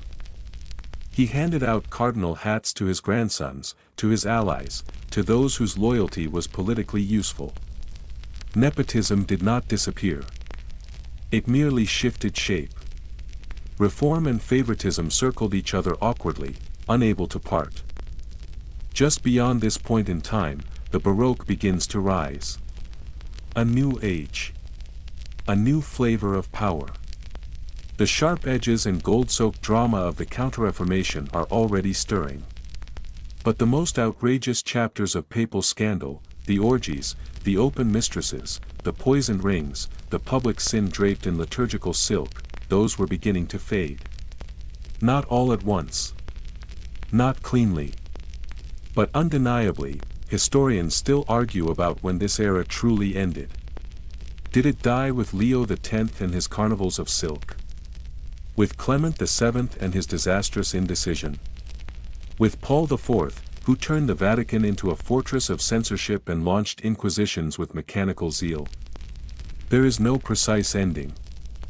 Only a slow decline. A fading crescendo. Each successor inherited a little less chaos. Each new pontiff brought a slightly softer echo, and here is a final, curious fact to carry with you: the Church did not abandon politics. It simply changed the tone. The shadows grew longer. The voices quieter. Manipulation moved behind velvet curtains. Intrigue was polished into diplomacy. Later popes would still shape empires. They would whisper into the ears of kings. They would draw the lines of war and peace with a single gesture. But they would not host banquets featuring dancers and bowls of chestnuts. They would not, at least publicly, dip fingers into poisoned wine. You walk now into St. Peter's Square. It is nearly empty. The torches flicker gently in the night breeze. Moonlight spills across the cobblestones, soft and luminous, like a silver veil drawn across the ground. Above you, the dome rises in quiet majesty. A dream chiseled into the sky. This is the house that Scandal built. And also the house that outlasted Scandal.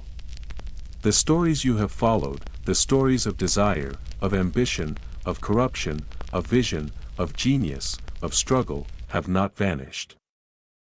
They are still here. They live in the marble. They sleep in the footnotes of forgotten books. They hide behind altars and in the corners of frescoes. They whisper when someone says the phrase papal history and pauses just before the words escape their lips. You sit down gently, placing yourself at the base of the ancient obelisk that stands like a witness to it all. You lean back. Your spine presses into cool stone.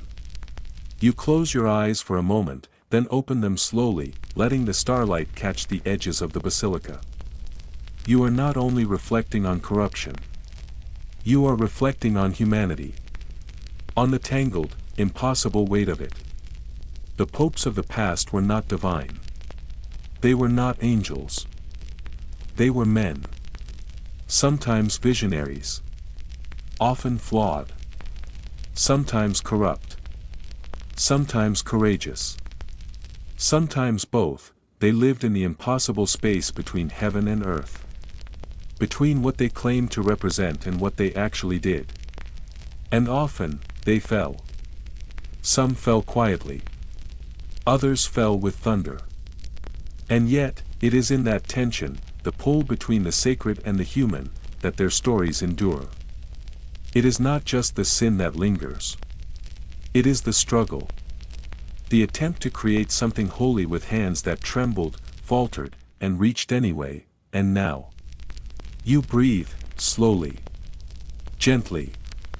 The noise of Rome, the murmur of intrigue, the rustle of velvet and the clink of goblets, the roar of cannon fire and the whisper of scandal. All of it begins to fade. Let it. You have seen the Vatican as few ever do. Not through its stained glass windows, but through the cracks in its marble. Through the smudged fingerprints on its gilded frames. Through the shadows behind the candlelight. Yes, the scandals were outrageous. But underneath them all, you sensed something deeper. Something older. Something harder to name. Not simply faith or folly, but the truth that every great institution, every church, every palace, every throne, is built by people. People who dream. People who stumble. People who long to be holy and yet cannot escape being human. Let the cobblestones soften now beneath your feet. Let the Latin whispers float into the night breeze and disappear. The echo of a papal footstep becomes a rhythm in your chest. The memory of gold ceilings, forbidden feasts, and shattered vows begins to settle into silence. Like the last ember of a torch, flickering once more. Then dark, the night is still. The chapel is empty, you lie back in the hush, as if the very air has wrapped around you. You feel it cradle you, frescoes and forgotten letters layered above you like gentle hands. The scandals will not follow. They belong to the past now. They are relics, locked away behind marble doors and centuries of breath. You are safe here. Still. Suspended in quiet, as though time itself has paused to let you rest. Close your eyes. Let your breath soften. The popes can argue tomorrow, tonight. You rest.